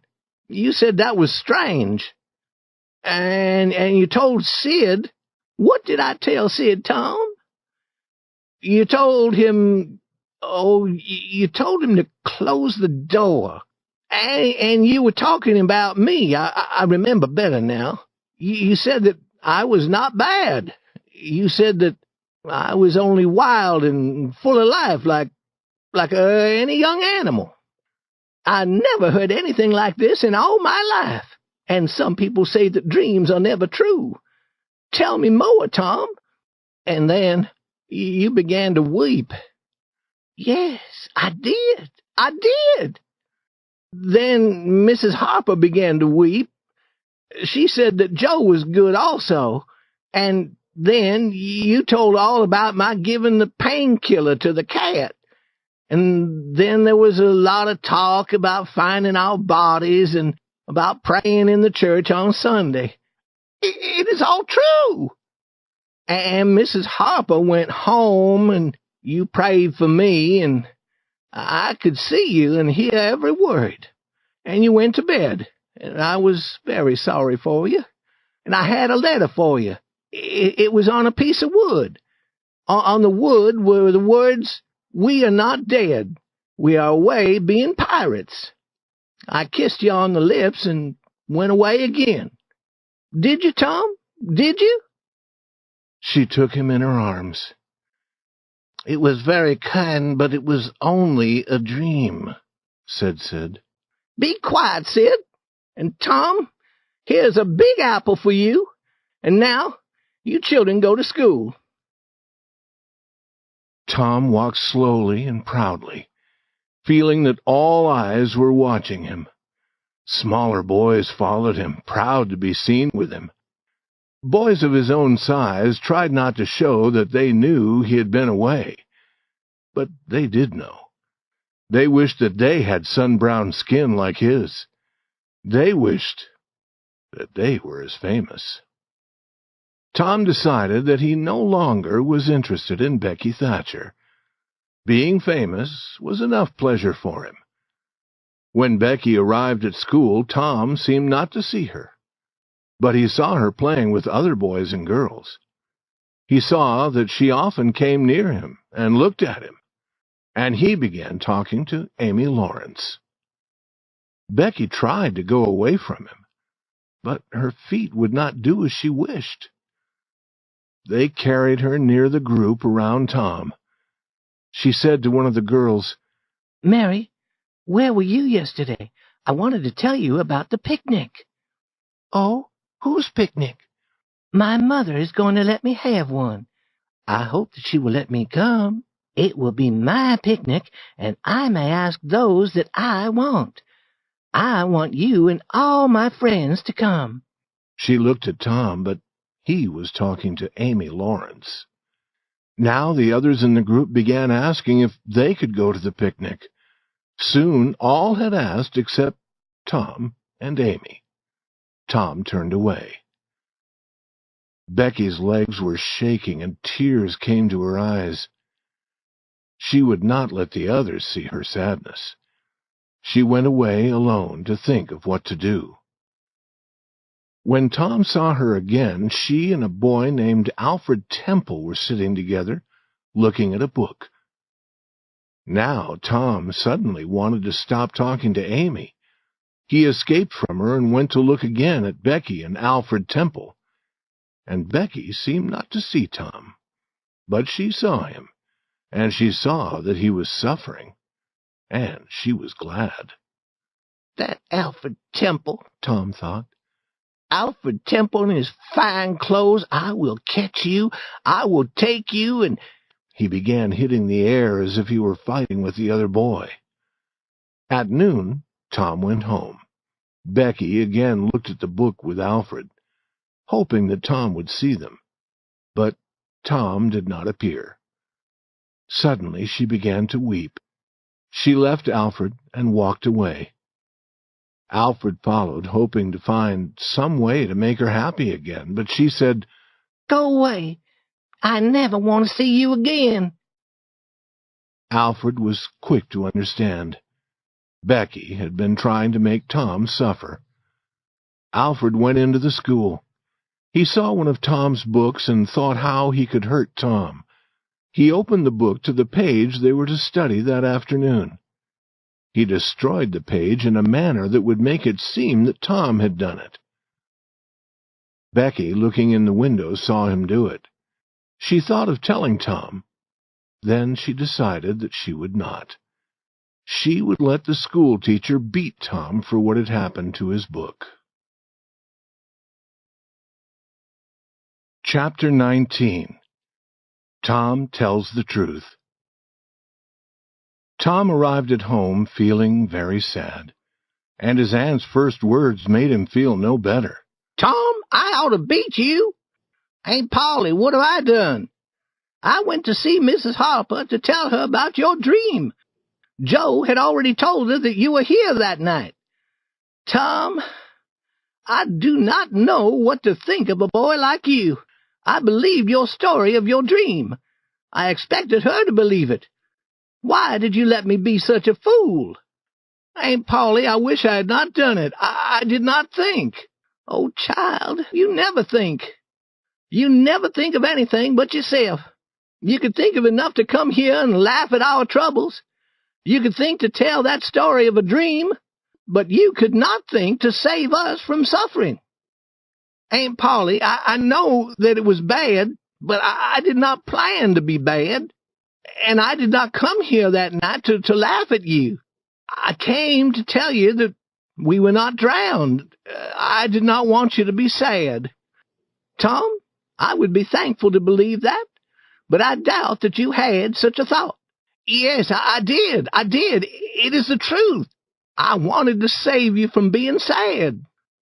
Then why did you not tell me, child?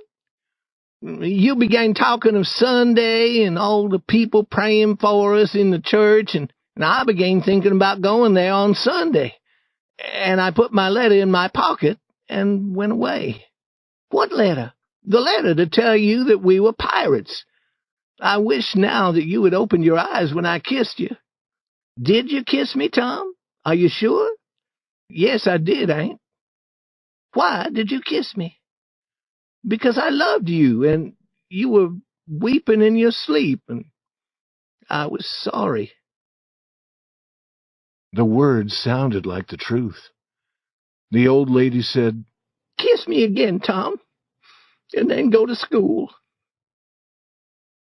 When he was gone, she looked at his little coat. In the pocket she found his piece of wood with the writing on it. She read the words with tears falling from her eyes.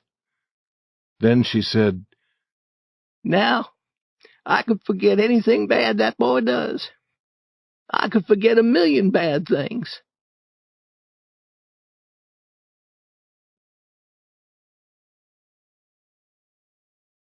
Chapter 20. Becky Has a Problem. Tom was happy again. He started walking to school and soon saw Becky Thatcher also going toward the school. Quickly he ran to her and said, I'm sorry I acted as I did this morning, Becky. I won't ever be like that again. Please let us be friends. The girl stopped and looked into his face. Go away, Mr. Thomas Sawyer. I will never speak to you again. Then she started walking again. Tom was so surprised that he could think of nothing to say.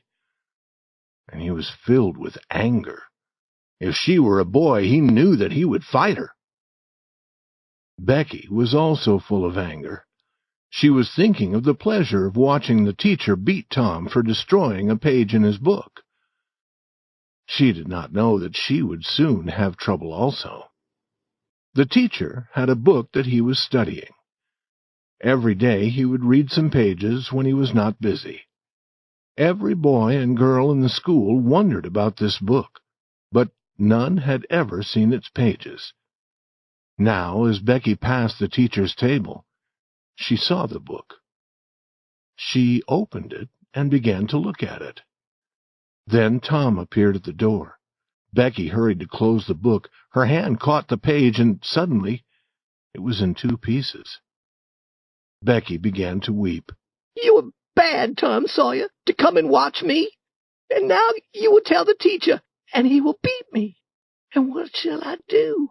I have never been beaten in school. But I know what is going to happen to you. You wait, and you will see. Then, weeping, she ran outside. Tom said to himself, What a fool a girl is. What is a beating in school? That is nothing, and I will not tell who opened the book. The teacher will ask who did it. He will call each name, and when he says the right one, he won't need an answer. He'll see the answer in her face. School began, and soon Tom's book was discovered. He said that he had not destroyed the page, but the teacher did not believe him. Tom had his beating. Becky watched, trying to feel happy about this. But she almost stood up to tell the truth about Alfred Temple. An hour passed. The boys and girls were all busy with their books. The teacher opened his book. Tom looked at Becky. He had seen small and hunted animals in the forest. Now Becky seemed like one of them. He wished that he could help her, but what could he do? The next moment the teacher stood before the school. Every eye turned away from his. All the boys and girls were afraid of him. He spoke. Who did this to my book? There was not a sound. Benjamin Rogers? No. Joe Harper? No. Amy Lawrence? No. Gracie Miller? No. The next name was Becky Thatcher. Tom was shaking from head to foot. He saw her face, white with fear. Rebecca Thatcher, look at me. Did you do this to my book? Tom jumped to his feet and shouted, I did it. All looked at him. They could not believe what they had heard. This was madness. Tom stepped forward to take his beating. The surprise, the thankfulness, the love shining from Becky's eyes seemed pay enough for 100 beatings.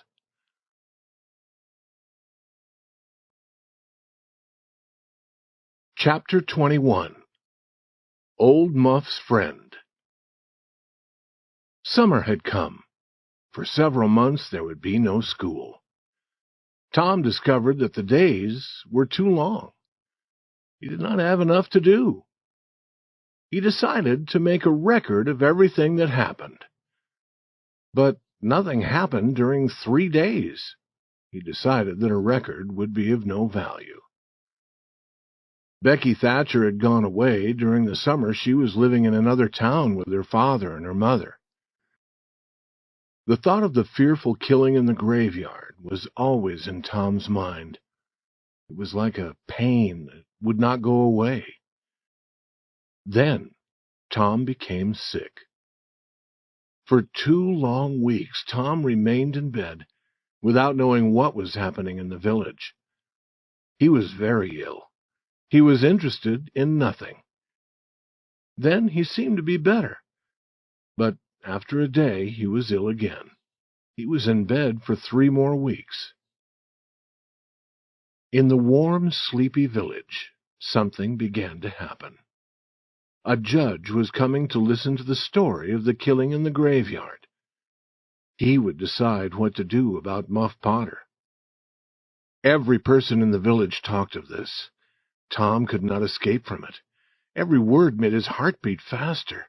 He was always afraid when people talked to him about it. He took Huck to a lonely place. He wanted to be sure that Huck had not told the story.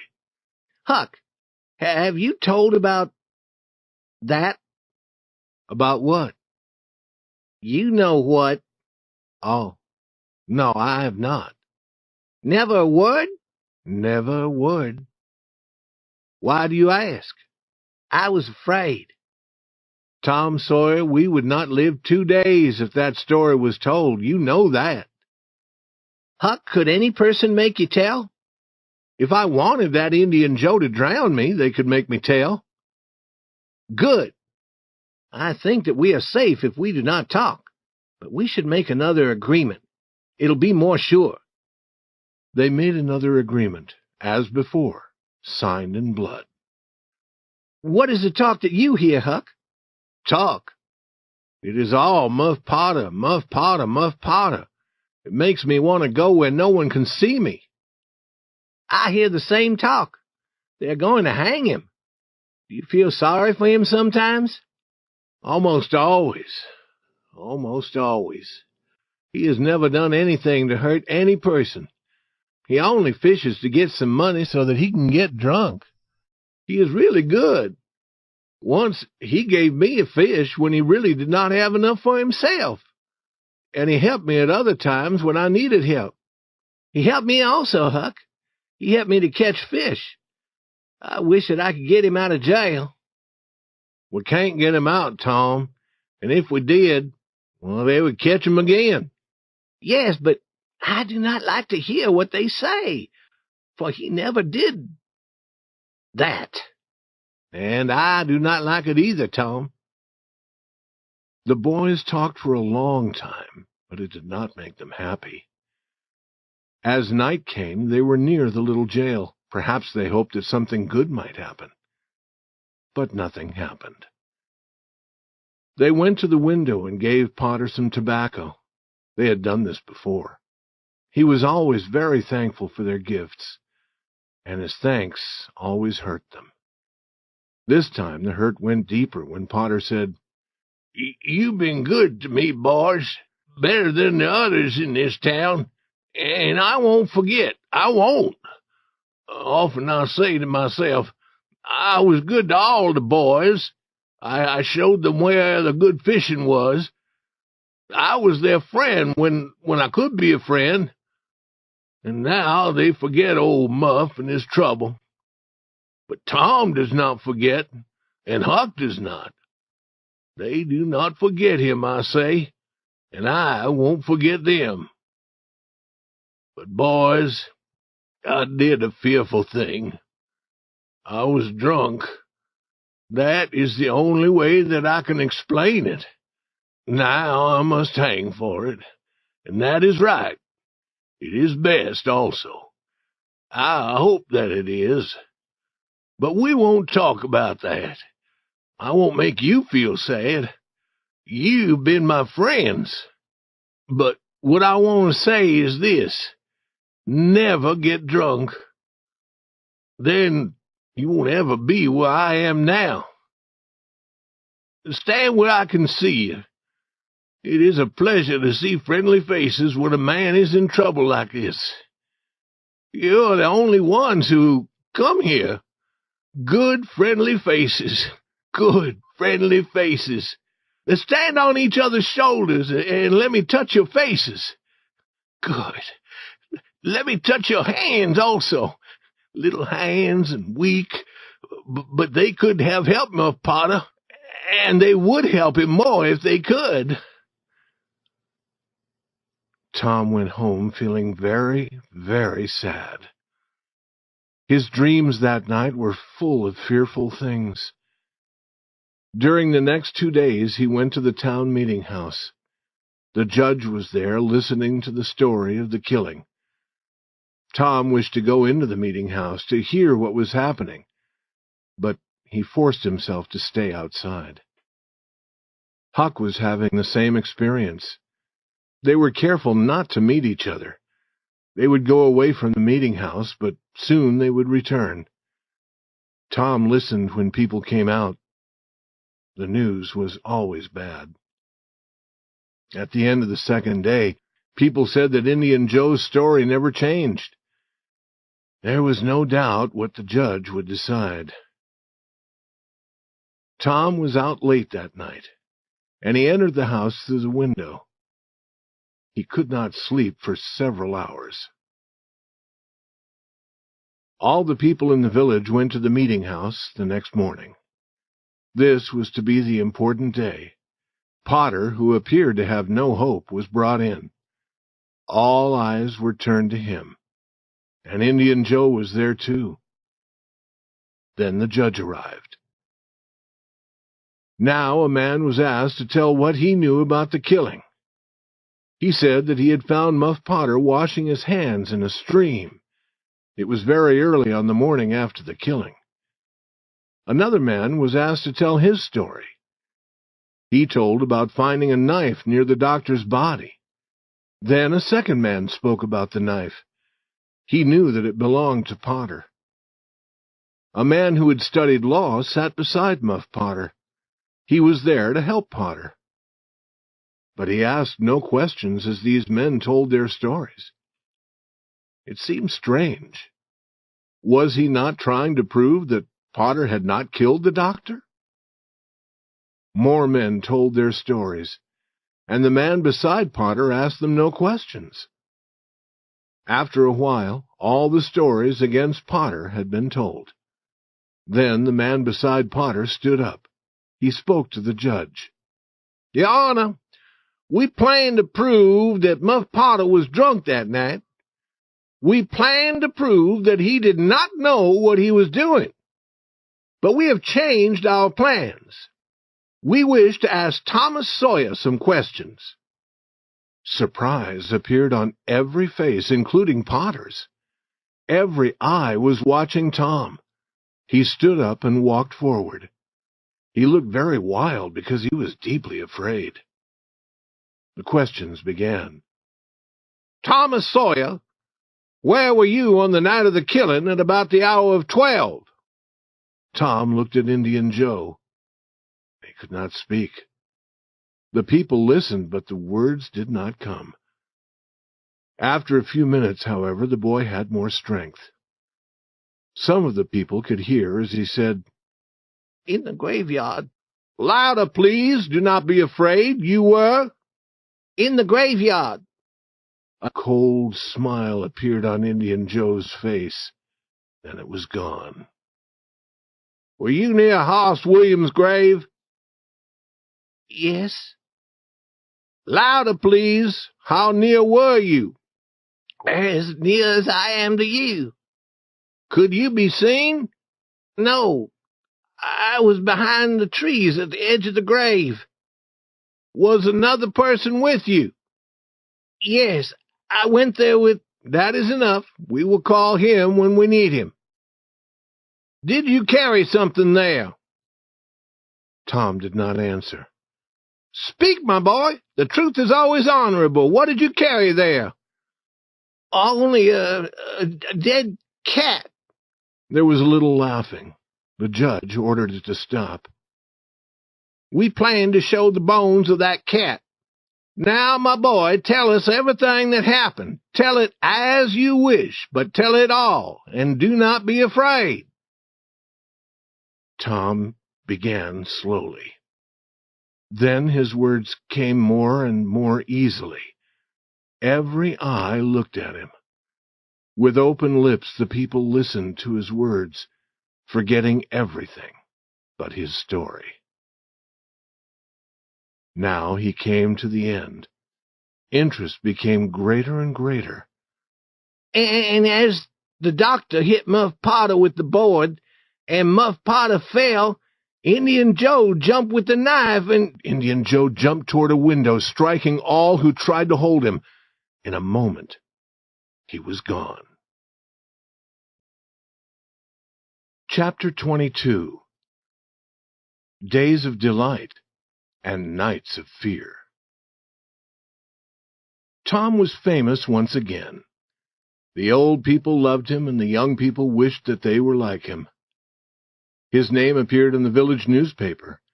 There were people who believed that he might someday become President of the United States, if he escaped hanging. Now all were kind to Muff Potter, forgetting that they had not been kind before. Tom's days were days of joy, but his nights were filled with fear. Indian Joe was in all his dreams. Poor Huck felt the same. His name had not been called in the meeting house. Because Indian Joe had run away, Huck's story was not needed. But Huck was afraid that his part in the story might be told. Huck no longer trusted any human being, because Tom had broken their agreement. Every day Muff Potter's thanks made Tom glad that he had told his story. Every night he wished that he had not opened his mouth. Sometimes Tom was afraid that Indian Joe would never be caught. At other times he was afraid that Indian Joe would be caught. He felt sure that he could never be safe again until Indian Joe was dead and he had seen the dead body.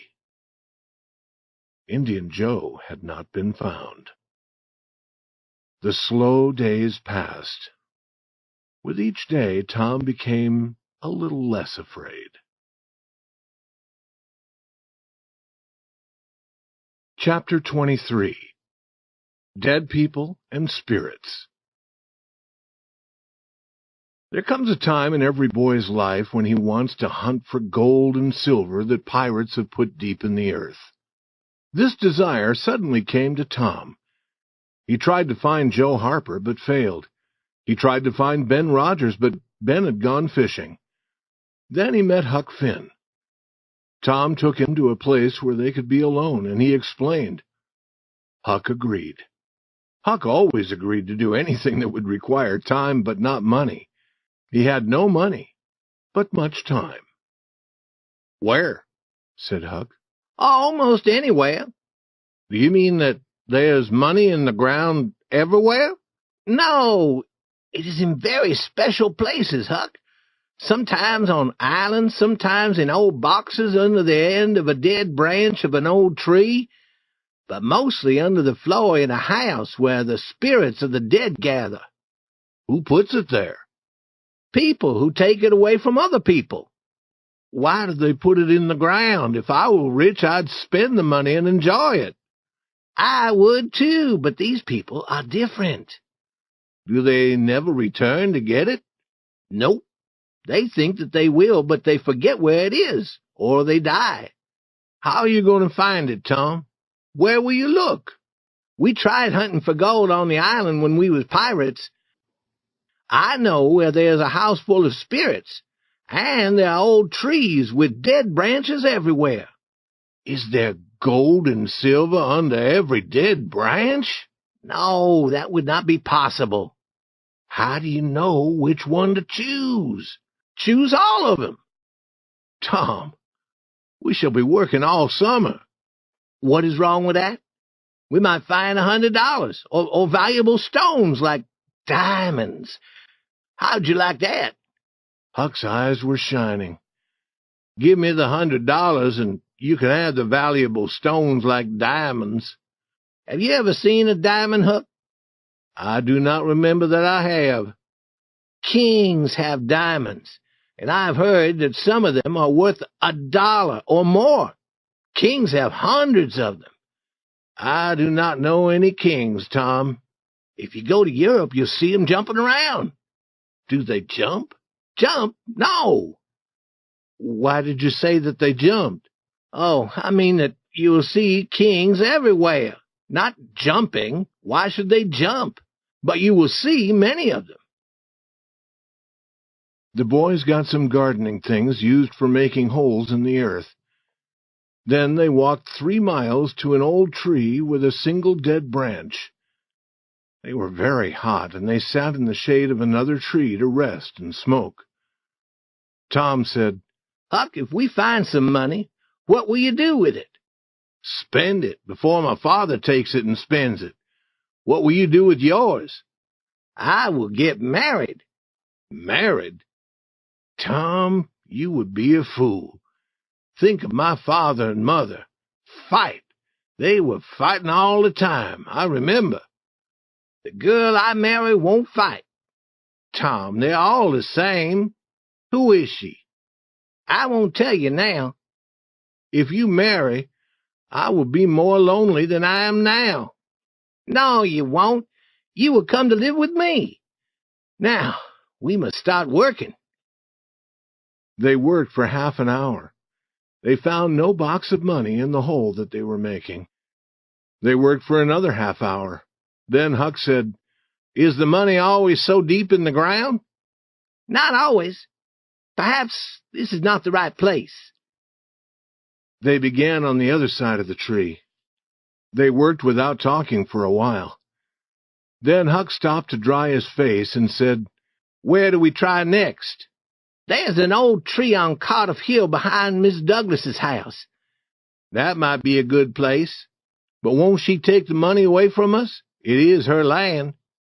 If you find money in the ground, it belongs to you. It does not belong to the owner of the land. That was fine. The work continued. After a while, Tom said, We must be in the wrong place again. Oh, I understand.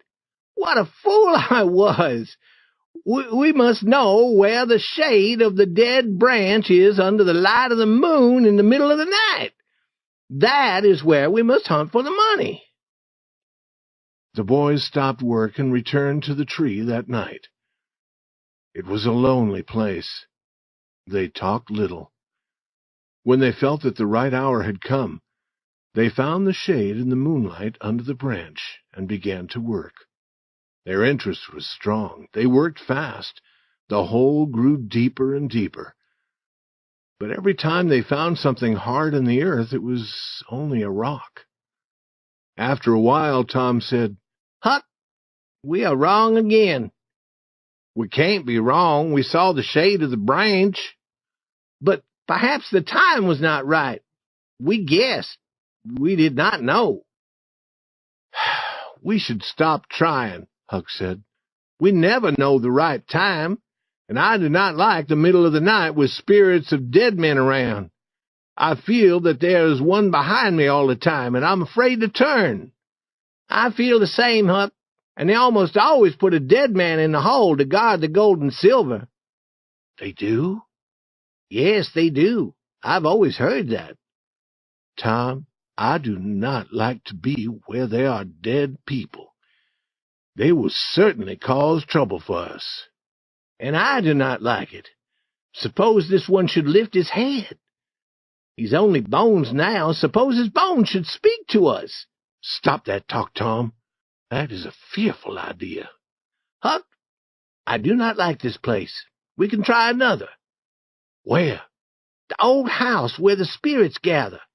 Tom, I do not like spirits or their houses. Dead people may speak to us, perhaps, but they won't come quietly behind us as spirits do, and then suddenly make fearful noises.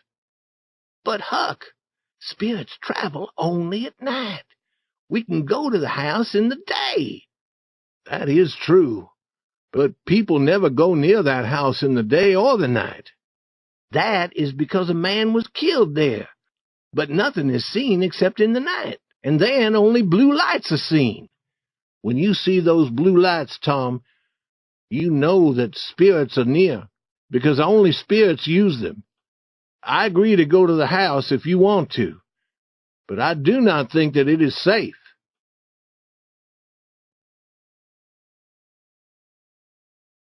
Chapter 24. Sleeping Spirits, a Box Full of Gold. On Saturday, soon after noon, the boys met at the dead tree. They smoked and talked in the shade. Then they worked a little at their last hole. They had no great hope, but Tom said that people sometimes stopped working when they had almost found the box of gold. Then another person came and with very little work discovered it. However, they failed to find anything, but they felt that they had done everything that was possible. When they arrived at the old house, they were first afraid to go in. It was completely quiet there under the hot sun, and very lonely. Then they went without any noise to the door and looked in, shaking with fear. They saw a room with an earthen floor. There was a place where a fire had been built, windows without glass, and dust was everywhere. They entered. They did not dare to speak. Their ears were ready to hear any small sound. Their legs were ready to carry them quickly outside again. Soon their fear became less. They looked around with interest. Then they wanted to look at the room above. They found nothing up there and were starting to go down when— "Be quiet!" Tom's voice was shaking. "What is it?" Huck asked, becoming white with fear. "There! Hear it?" "Yes. We must run. We can't move. They're coming toward the door." The boys were on the floor, looking down into the room below through holes, sick with fear, waiting. 2 men entered. Both boys had seen one of the men in the village. He seemed to be very old. He had long white hair hanging around his shoulders and much white hair growing on his face. It seemed to the village people sad that he could neither hear nor speak. The other man was a stranger. He was wearing very old clothes. His face was not pleasant. He was talking as they entered. The 2 men sat on the ground with their backs against the wall. "No," said the other man. "I've been thinking about it. I do not like it. They will catch us." "You fool," said the man who was believed not to be able to hear or speak. "You are afraid." The boys were now shaking with fear. This man was Indian Joe. Joe said, "We were not caught before." "But that was different." "They may catch us here in this house," Joe said. "I wanted to leave here yesterday, but those boys were playing on Cardiff Hill. They would have seen us." Those boys were Tom and Huck. They were shaking again. What would have happened to them yesterday if they had come to this house? They wished that they had waited a year before coming. The 2 men had brought some food, and they began to eat. After a while, Joe said, "When it is dark, go home. Wait there until you hear from me. I will go into the village once again. Then we will do the job we planned. And then we will run far away. Now I need sleep. You stay here as a guard." He was soon asleep, and then the guard, too, was soon sleeping. The boys took a long, thankful breath. Tom said, "Now's our chance. Come." Huck said, "I can't. I would die if they opened their eyes." He would not move, and Tom started to leave alone. But the old floor made so much noise that he stopped, almost dead with fear. Slowly time passed until the sun was going down. Indian Joe sat up and called the other. He said, "It is almost time for us to be moving. What shall we do with our money?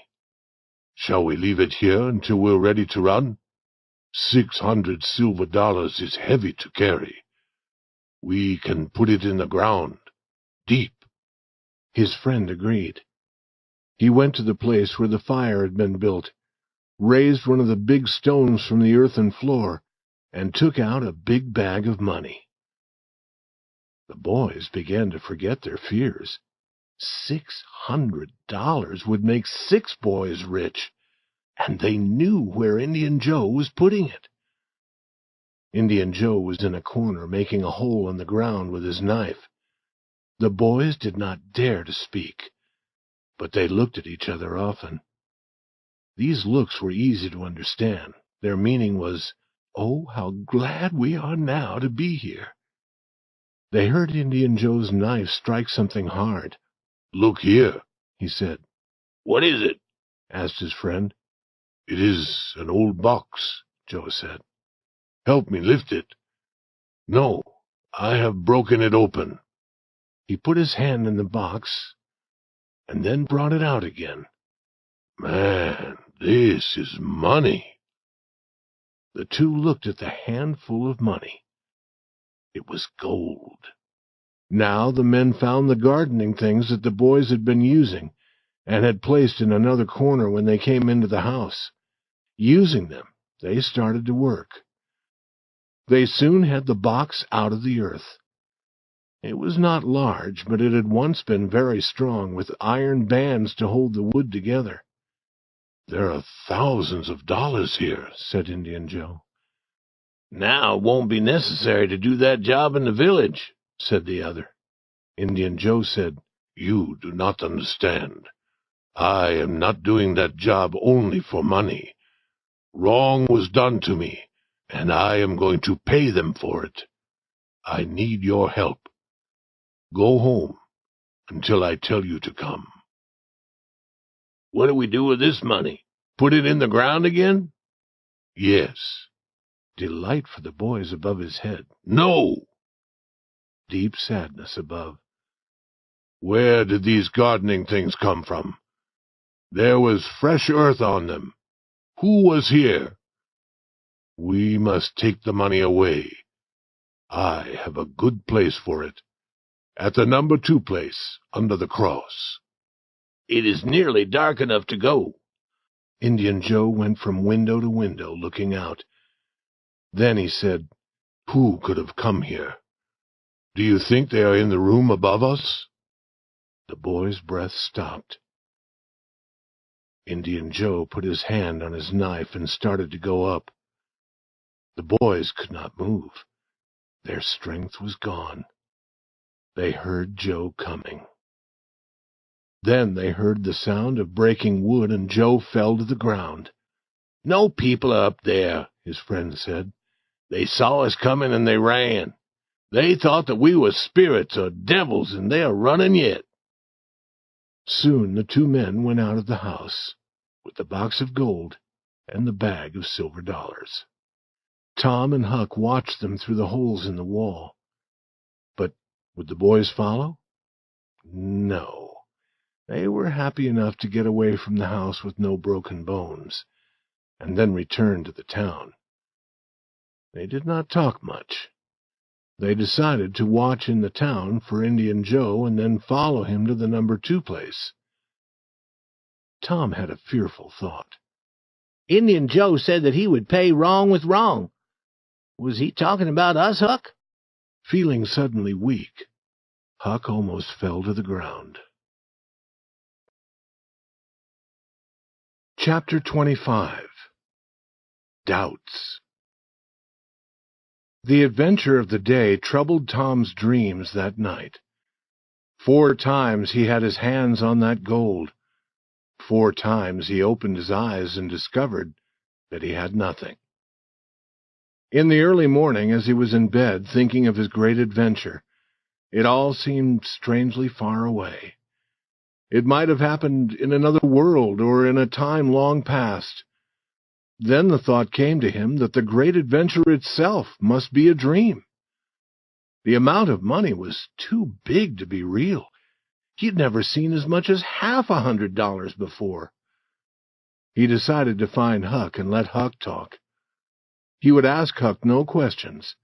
If Huck did not speak of the adventure, then Tom would know that it had been a dream. Huck was sitting on the edge of a boat with his feet in the water. He seemed very sad. "Hello, Huck." "Hello yourself." No words for a minute. "Tom, if we had not put our gardening things in that corner, we would have that money." "It was not a dream. It was not a dream. But I almost wish that it was." "Dream? If Indian Joe had found us, you would know that it was not a dream. I have had dreams about him all night." "We must find him, find the money.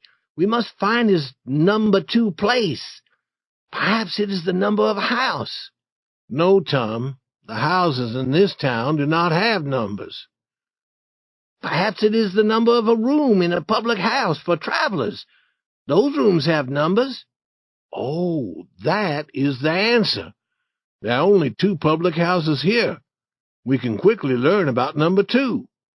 You stay here, Huck, until I return." Tom was gone half an hour.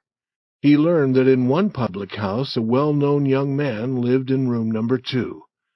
But in the other public house, number 2 was always closed. No person seemed to know much about it. However, a light had been seen in the window the night before.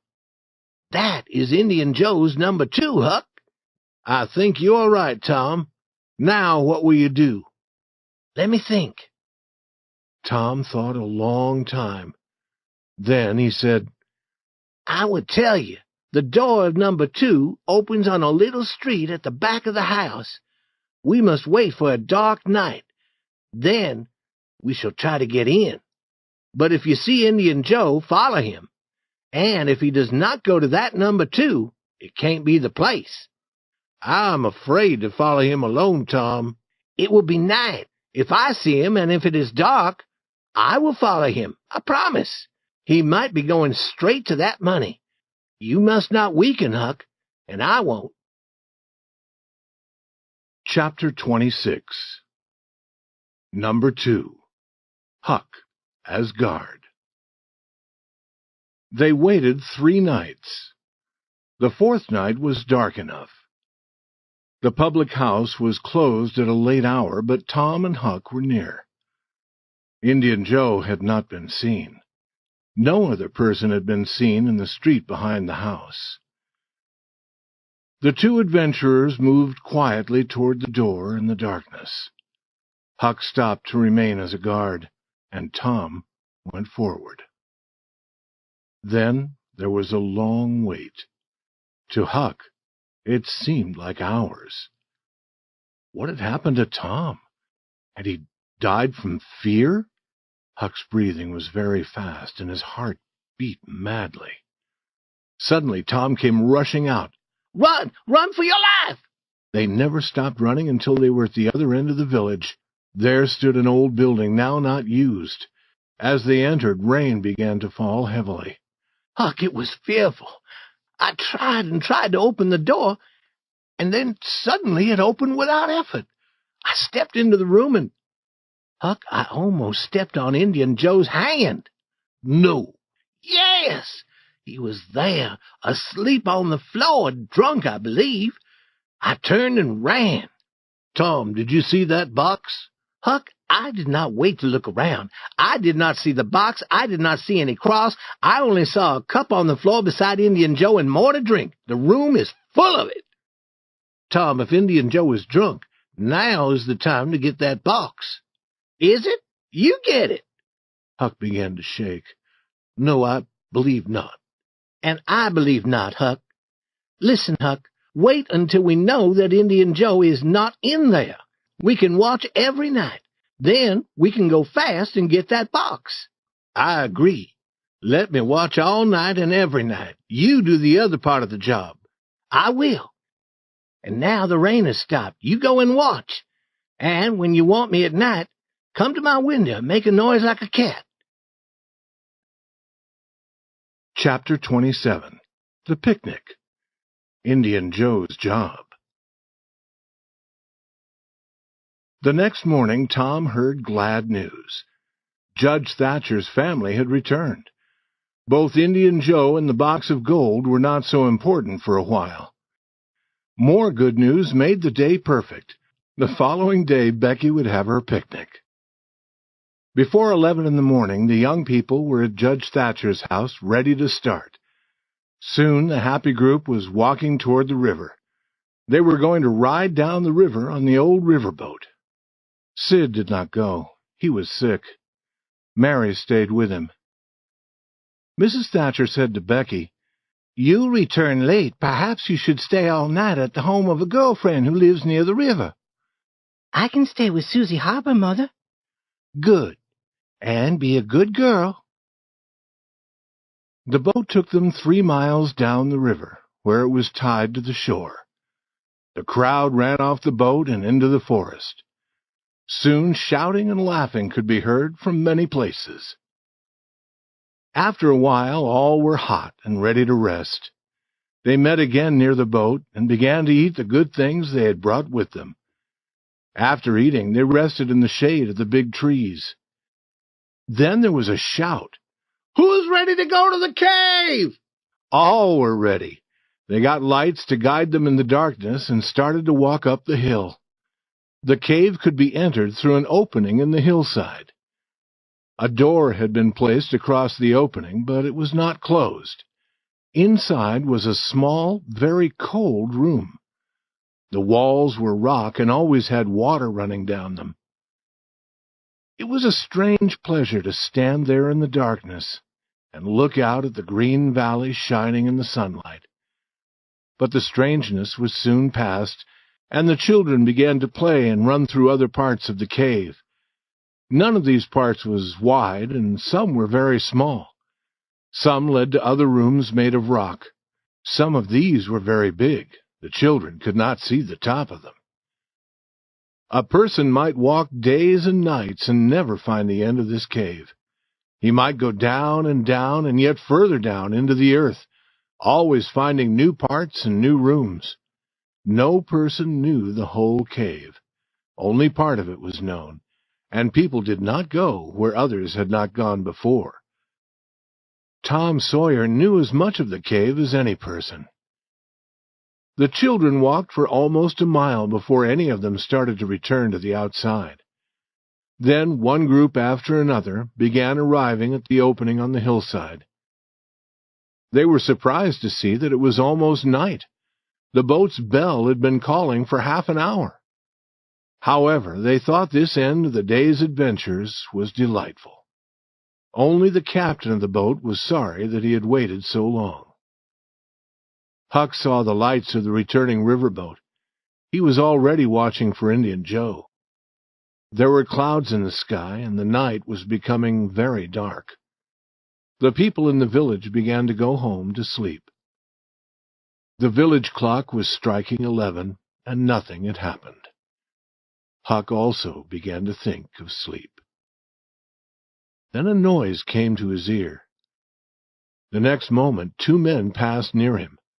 One was carrying something. It must be that box. Should he call Tom? No.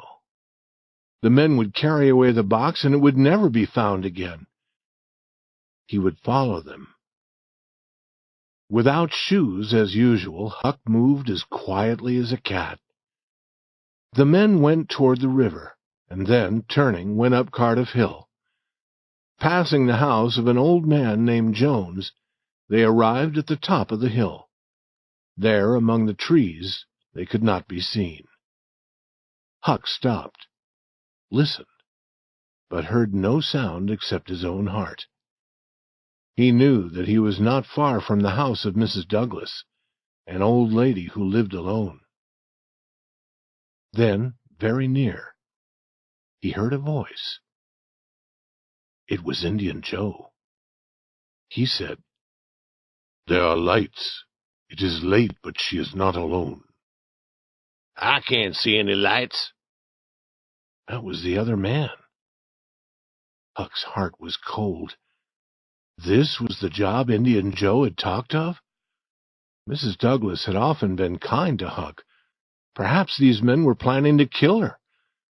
He wished that he had dared to run to the house and tell her, but the men would catch him. "Look from here," said Indian Joe. "Now do you see the lights?" Yes, forget the job. Forget it. I have told you before. You can have her money. I do not want it. But her husband put me in jail. Then he died. I can't hurt him, but she is living yet. You must not kill her. I will not kill her, but I am going to cut her face, and that hurts a woman more than killing. You will help me, or I will kill you. And if I must kill you, I will kill her too. Then she can't tell who killed you. If we must do it, then do it now. No. Wait until the house is dark. Huck knew that all would be quiet, and the quiet would be more fearful than the talk of killing.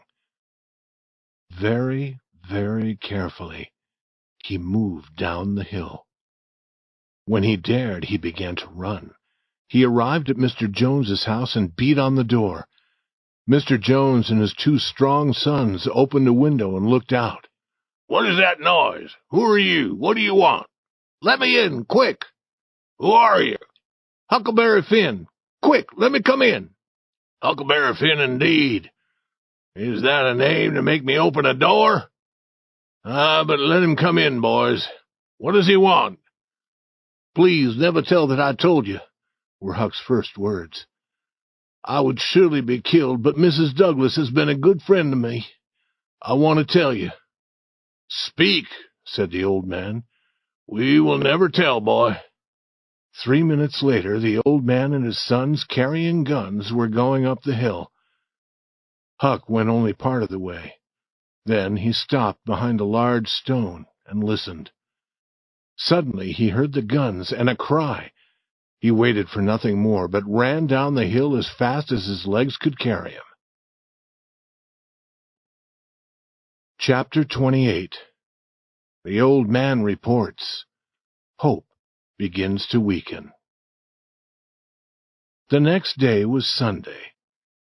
In the very early morning, Huck called gently at the old man's door. Please, let me come in. It's only Huck Finn. That name will open this door night or day, boy. These were strange words to the boy's ears. He could not remember hearing any so kind and pleasant before. The door was quickly opened, and he entered. Now, boy, I hope that you're hungry, 'cause as soon as the sun comes up, we'll have something hot to eat. We hoped that you would come here again last night. When I heard the guns, I ran. I ran for 3 miles. I came now because I want to know what happened. I came before daylight because I do not want to meet those men, living or dead. They are not dead, boy. We are sorry for that. They heard us coming, and they ran. And then we went down to the village to get help. Men have gone to watch at the river. More men will hunt through the forest today. My sons will join them. I wish we had seen those 2 men. Could you see them in the dark? I can tell you about them. One is a man that you have seen in the village. He has long white hair, and he can't hear, and he can't talk. Then he told about the other man's face and clothes. When his sons had gone, Mr. Jones asked Huck why he had followed the men up the hill. Huck told, after much thought, that one man was Indian Joe.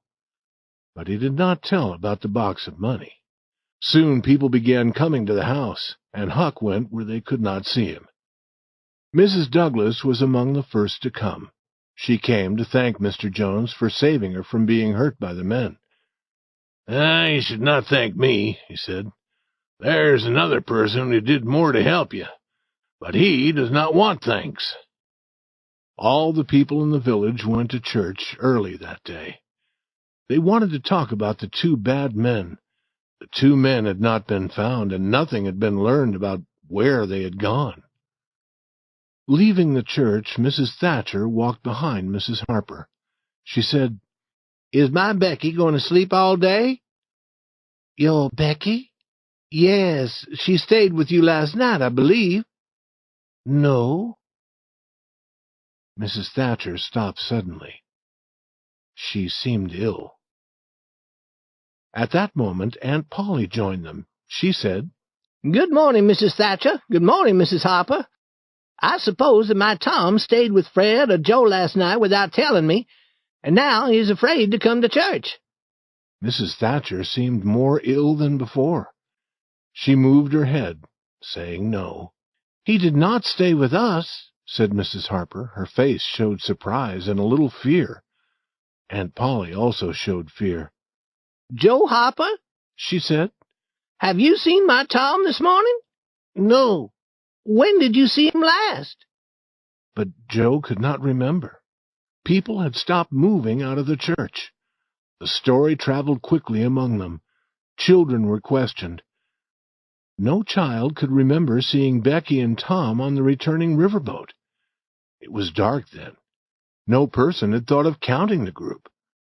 A young man now said that Tom and Becky might be lost in the cave.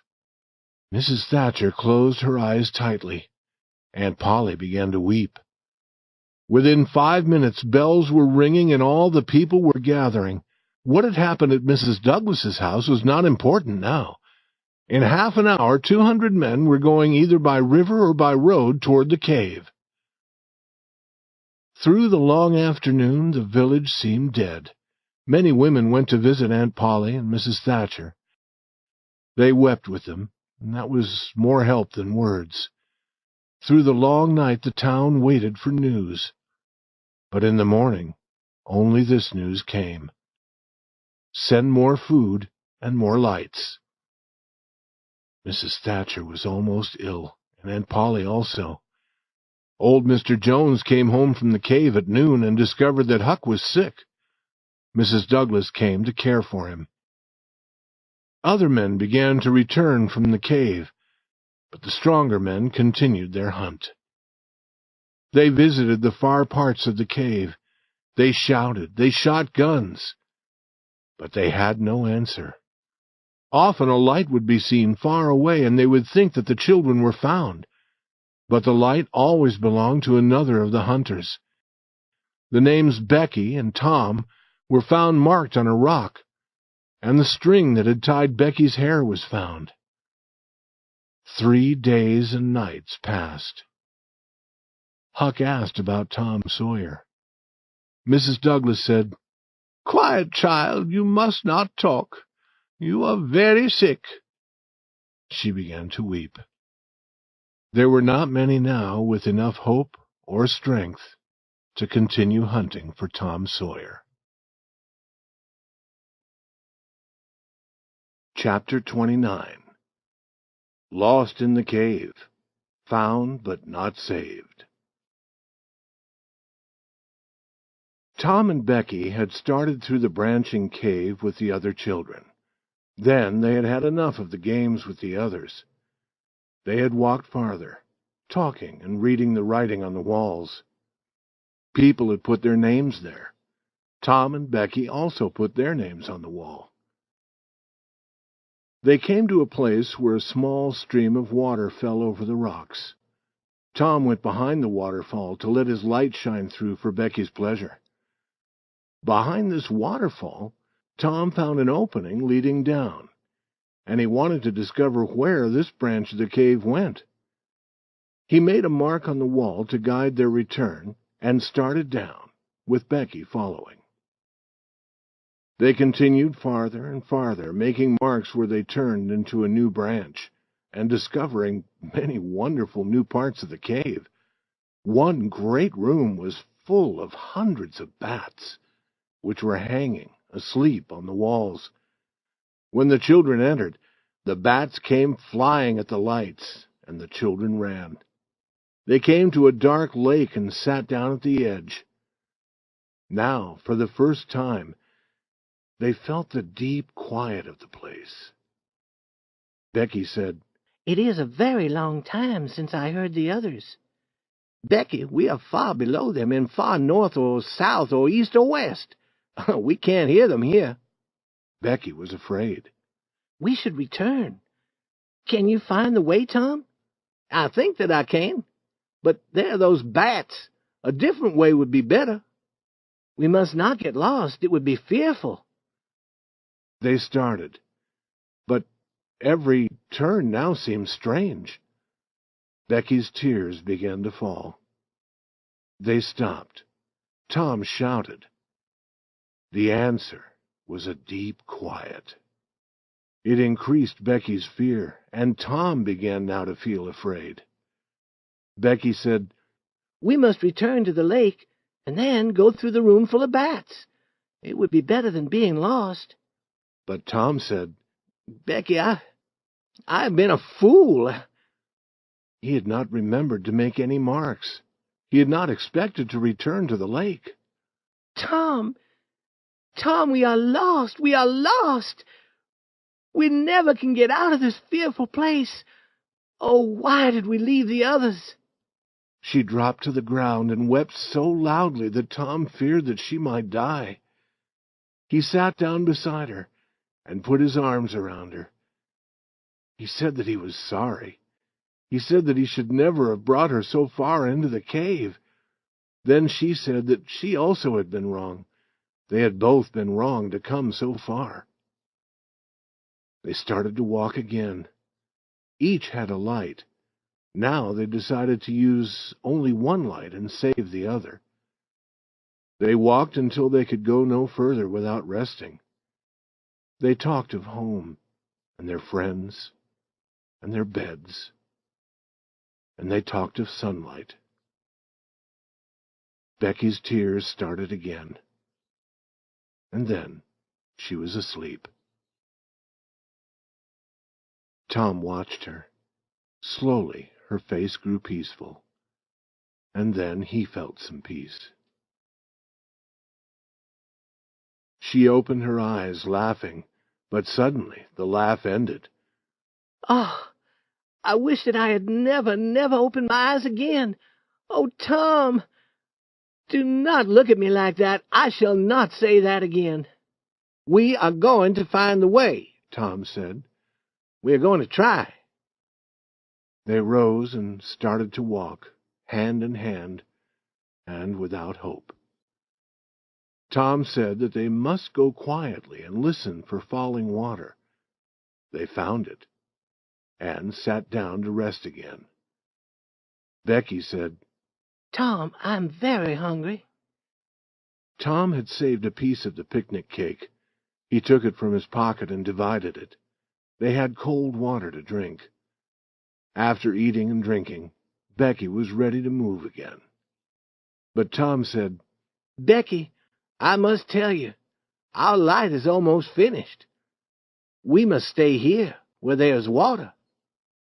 Again Becky wept. Then a new thought came to her. "Tom, they will hunt for us. Perhaps they are hunting for us now. When would they discover that we were not with the others? On the boat?"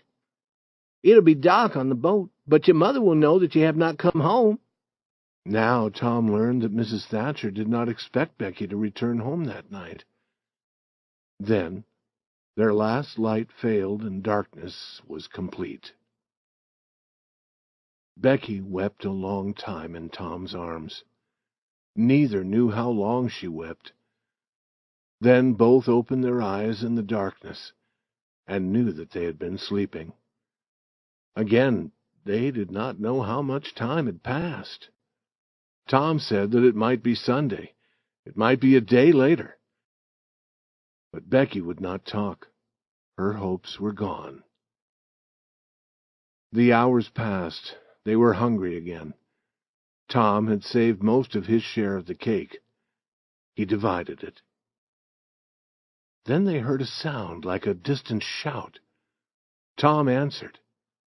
It came again, They started moving carefully towards it, but they arrived at an edge of rock where the floor fell away. They could go no further. They listened. The distant shout was now more distant, and then they did not hear it again. They returned to the place where they had water to drink. Time passed. After sleeping again, when they opened their eyes, they thought that another day must have passed. They were very hungry. Now Tom had a new idea. The cave had many small branches near them. Tom decided to learn about them. That would be better than sitting and doing nothing. He had some string in his pocket. He tied an end of this to a rock near the little waterfall. Then he and Becky started to walk carefully away. They let the string fall behind them. It would be a guide for their return. After 20 steps, they came to a hole in the rock floor. Tom went down on his knees and felt below. Then he put his hands and his head as far as possible around the corner to look. At that moment, a human hand holding a light appeared from a rock not far away. Tom shouted. At once a body followed the hand. It was Indian Joe. Tom could not move because of fear. He was deeply thankful to see Indian Joe run away. He did not tell Becky what he had seen or why he had shouted. They returned to the waterfall. But after another long wait and another sleep, Tom decided to try moving again. They were very hungry now. He thought that perhaps a week had passed. Becky was not strong enough to go with him. She asked him to return often. She also asked him to return when all hope was gone and to hold her hand until she died. Tom promised. He kissed her. Then, with the string in his hand, he started on his hands and knees through one of the openings in the rock. He was sick with fear, and he had no hope.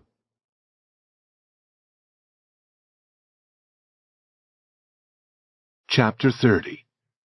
Tom tells the story of their escape. Sunday, and 2 more days had passed. Few of the men continued their hunt in the cave. Most of the people believed that the children could never be found. Mrs. Thatcher was very ill.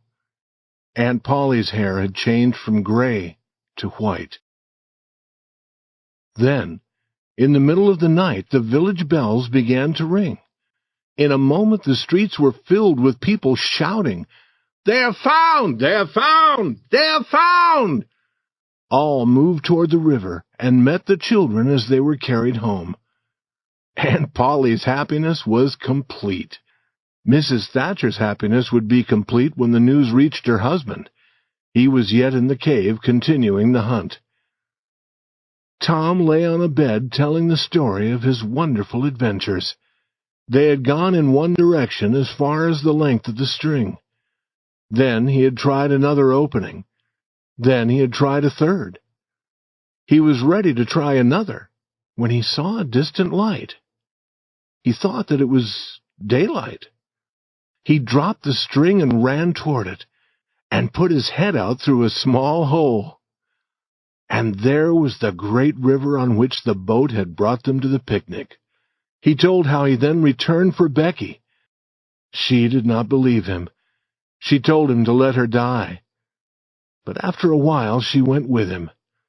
When she saw the daylight, she almost died of joy. He told how he got himself through the hole, and then helped her. They saw some men in a boat and shouted. At first the men didn't believe their wild story, because, the men said, "You are 5 miles south of the door of the cave." But they believed the children after a while, and took them to a house where they were given food and allowed to rest before being taken home. It was several days before Tom and Becky were strong again. Tom learned of Huck's sickness and went to visit him. Mrs. Douglas would not let Tom talk about his adventures because Huck was not strong enough to listen. Also, she would not let the boys talk about what had happened at her house on Cardiff Hill. Tom learned about that at home. He heard also that the other man, who had been with Indian Joe, had been found in the river. He had drowned while trying to escape. About 2 weeks later, Tom visited Becky at home. Judge Thatcher and some friends were there. They asked Tom if he wished to go into the cave again. Tom said yes. Others might wish to go also, the judge said, but I had that door covered with iron, and it is closed. It can't be opened. No person will get lost in that cave again. Oh, Judge, Tom said, Indian Joe is in the cave. Chapter 31. What happened to Indian Joe? A return to the cave. The news spread. In a few minutes, men were in boats on their way to the cave. Tom was in the boat with Judge Thatcher. When the door was opened, their eyes saw a sad sight. Indian Joe was on the ground, dead. Tom's experience in the cave made him understand Indian Joe's sufferings. But a heavy weight of fear had been lifted from Tom's heart. The next morning, Tom and Huck had an important talk. Now Huck told Tom about following Indian Joe up the hill to Mrs. Douglas's house. This part of the story was new to Tom. And Indian Joe came from number 2 in that public house, Huck said. And now we shall never know any more about that box of money. Huck, Tom said, that money was never in number 2. Huck, it is in the cave. Say that again, Tom. The money is in the cave. Tom, is this true? It is true, Huck. Will you go there with me and help to bring it out? I will if I can go to the cave and not get lost. Are you strong enough? Tom asked. I can't walk more than a mile, Tom. It is 5 miles, Huck, for any other person, but I know a shorter way. I'll take you there in a boat. It'll be easy for you. I want to start now, Tom. Tom agreed. We want some bread and meat and our tobacco, and 2 bags, and some string and some lights. They took a friend's boat, and about noon the boys started their journey. Tom knew where to stop. They pulled the boat up on the shore. Huck, the hole is near. Try to find it. Huck tried and found nothing. Then Tom proudly took him among the trees and said, Here it is. The boys entered the hole. Tom was leading. They tied their string to a rock to guide their return. A few steps took them to the little waterfall, and Tom felt his whole body shaking. He told Huck that this was where he and Becky had been when they were lost. The boys were quiet now. The stillness and the darkness were heavy on their hearts. They continued walking, and soon they came to the place where the floor seemed to end. With the light they could see that they were on a hill, leading to another rock floor below. Tom said, Now I will show you something, Huck. He held his light high. Look as far as you can around the corner. Do you see that? On the big rock? Tom, it is a cross. That is where I saw Indian Joe, Huck. And where's number 2? Remember what he said? Under the cross. Huck said in a shaking voice, Tom, I want to go away from here. What? And leave the money? Yes, leave it. Indian Joe's spirit is there. No, Huck. His spirit is near the door where he died. That is 5 miles away. No, Tom, it would guard the money. I know about spirits, and you do also. Tom began to think that Huck was right. But then he had a different thought. Huck, his spirit would not be near a cross. Huck agreed. Tom, I did not think of that, but it's true.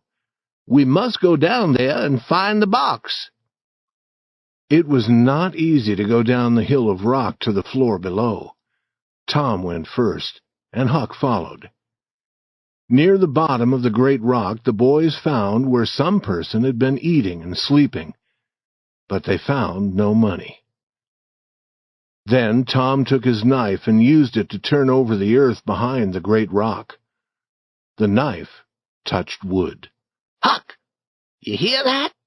They pulled away some stones and some old boards. Behind these there was an opening under the rock. With his light, Tom went down. Huck followed. Tom went around a corner and shouted, Huck, look there! It was the box of money. There were also 2 guns. We have it, said Huck, putting his hands among the pieces of gold. We are rich, Tom. Huck, I was always sure that we would get it, and we have it. Can I lift the box? He could lift it, but he could not carry it. They put the money in their 2 bags and carried it up from the hole under the rock. Now we want the guns, said Huck. No, Huck, leave them there. We'll return and use them some other time. I think it is late, and I am hungry. We can eat and smoke outside in the boat.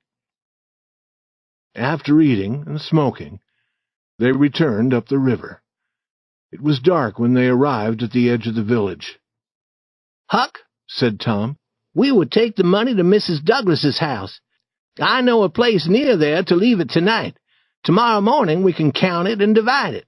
And then we can find a place in the forest where it'll be safe. You wait here now and watch it. I'm going to get Benny Taylor's little wagon. He soon returned with the wagon. They put the bags of money in the wagon and started toward Cardiff Hill.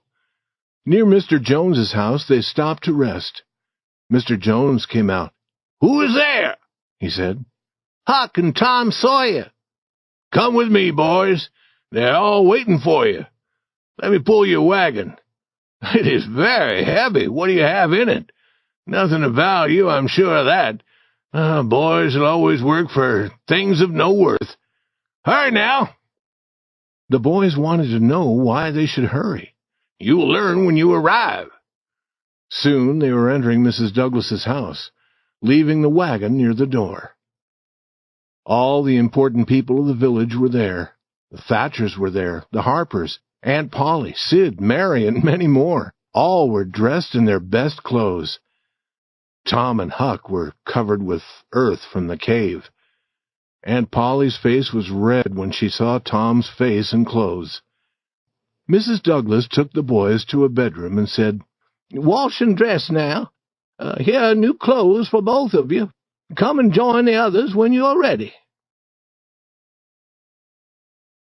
Chapter 32. Mr. Jones's Surprise Fails. Huck said, "Tom, we could run away. We could go through the window." "Why do you want to run away?" "I can't join that crowd, Tom." "Oh, that is nothing to be afraid of. I will take care of you." Sid appeared. "Sid, why are all these people here?" "Old Mr. Jones has a surprise." "But it won't surprise many people. Most of us know it already. What is the surprise, Sid?" "It is about Huck following Indian Joe and the other man to this house. But it won't be a surprise. You'll see," he laughed. "Some person told about it." Tom said, "You told. There is only one person in this town who would destroy a good surprise. You. Now go away, or I'll throw you out of this room." Some minutes later, Huck and Tom were eating at a big table with the others, when Mr. Jones stood up to speak. He told the story about Huck. It was true that it did not seem much like a surprise, but people tried to seem surprised. Mrs. Douglas thanked Huck again and again. She said that she would give Huck a room in her house and send him to school, and that later she would give him money to start a business. Tom said, "Huck won't need it. He is rich." People tried not to laugh. Tom said, "Huck has money. Perhaps you do not believe it, but he has. I can show you." He ran outside. "What is Tom doing now?" said Aunt Polly. "I never can understand that boy." Tom entered carrying the heavy bags. He opened them and let the yellow gold fall out on the table. "What did I tell you?" he said. "Half is Huck's and half is mine." All looked. None could speak for a moment. Then they asked Tom to explain. It was a long story, but it was full of interest. When Tom finished, Mr. Jones said, "I planned a surprise for this evening, but this surprise makes mine seem very small." The money was counted. There was more than $12,000. Some of the village people owned land and were much richer than Tom and Huck, but none had ever before seen so much money at one time.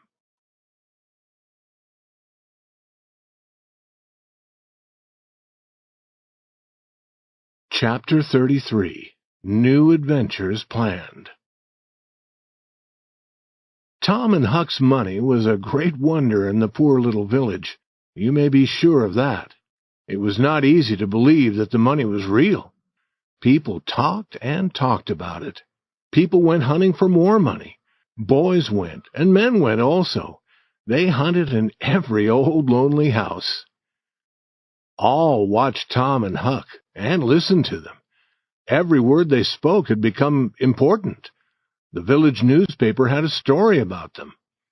Mrs. Douglas put Huck's money in a bank. Judge Thatcher did the same with Tom's. Each boy had money to spend now.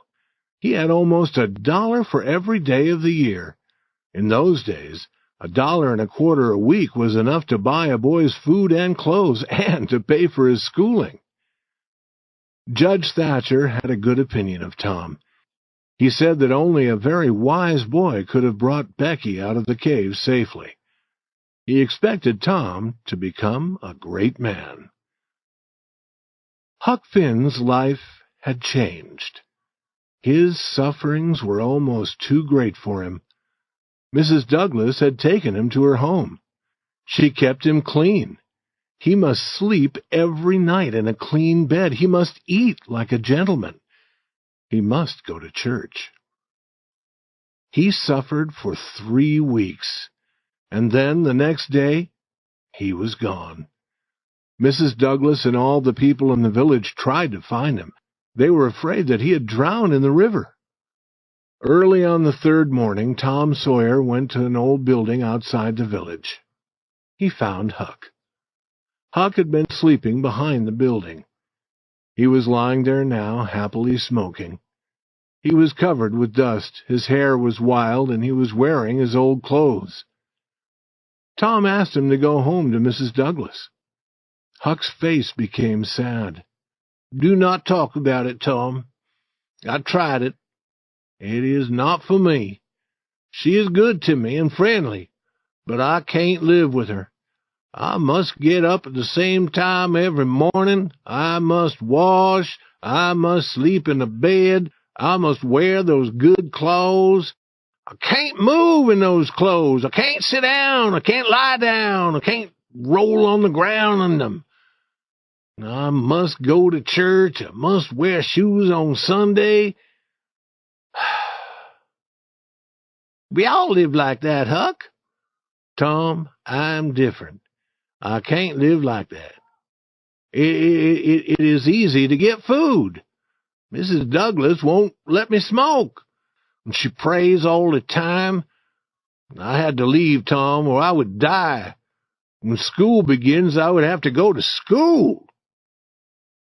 Tom, being rich is no good.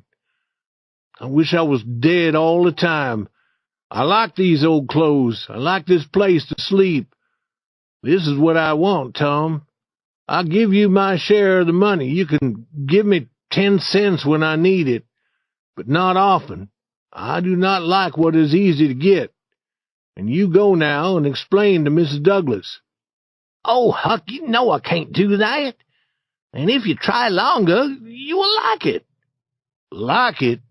Yes, I would like it as I would like a burning coal if I sat on it. No, Tom, I won't be rich, and I won't live in the house. I like the forest and the river and a place like this for sleeping. But now we are rich, and all our games, like being pirates, are destroyed. Listen, Huck, being rich won't change that. Is that true, Tom? It is true. But if you want to join me and the other boys and belong to my club, you must live like us. Tom, is that friendly? I want you to join us, Huck. But all the boys who join Tom Sawyer's club must have good characters. Huck was quiet. There was a battle in his mind. After a while he said, I will return to Mrs. Douglas's for a month. I will try if you will let me belong to Tom Sawyer's club. I agree, Huck. Come with me now, and I promise to ask Mrs. Douglas to change a little, Huck. Will you, Tom? That is good. When will you start your club? Oh, soon. This evening, perhaps, we can have the first meeting. What will we do at the meeting? Well, we will promise always to help others, and promise never to tell what we plan to do, and promise to kill any person who hurts one of us. I like that, Tom. I like it. And we must make those promises in the middle of the night in a lonely place and sign with blood. This is better than being a pirate, Tom. I will stay with Mrs. Douglas, and we will have adventures that will make the whole village talk about us.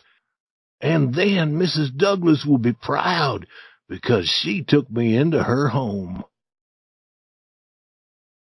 A few words to end. So ends this story. Because it is the history of a boy, it must stop here. It could not go much further without becoming the history of a man. Most of the people in this book are living yet, and are happy. Perhaps someday the story will be continued. Therefore, it will be wise to tell no more now.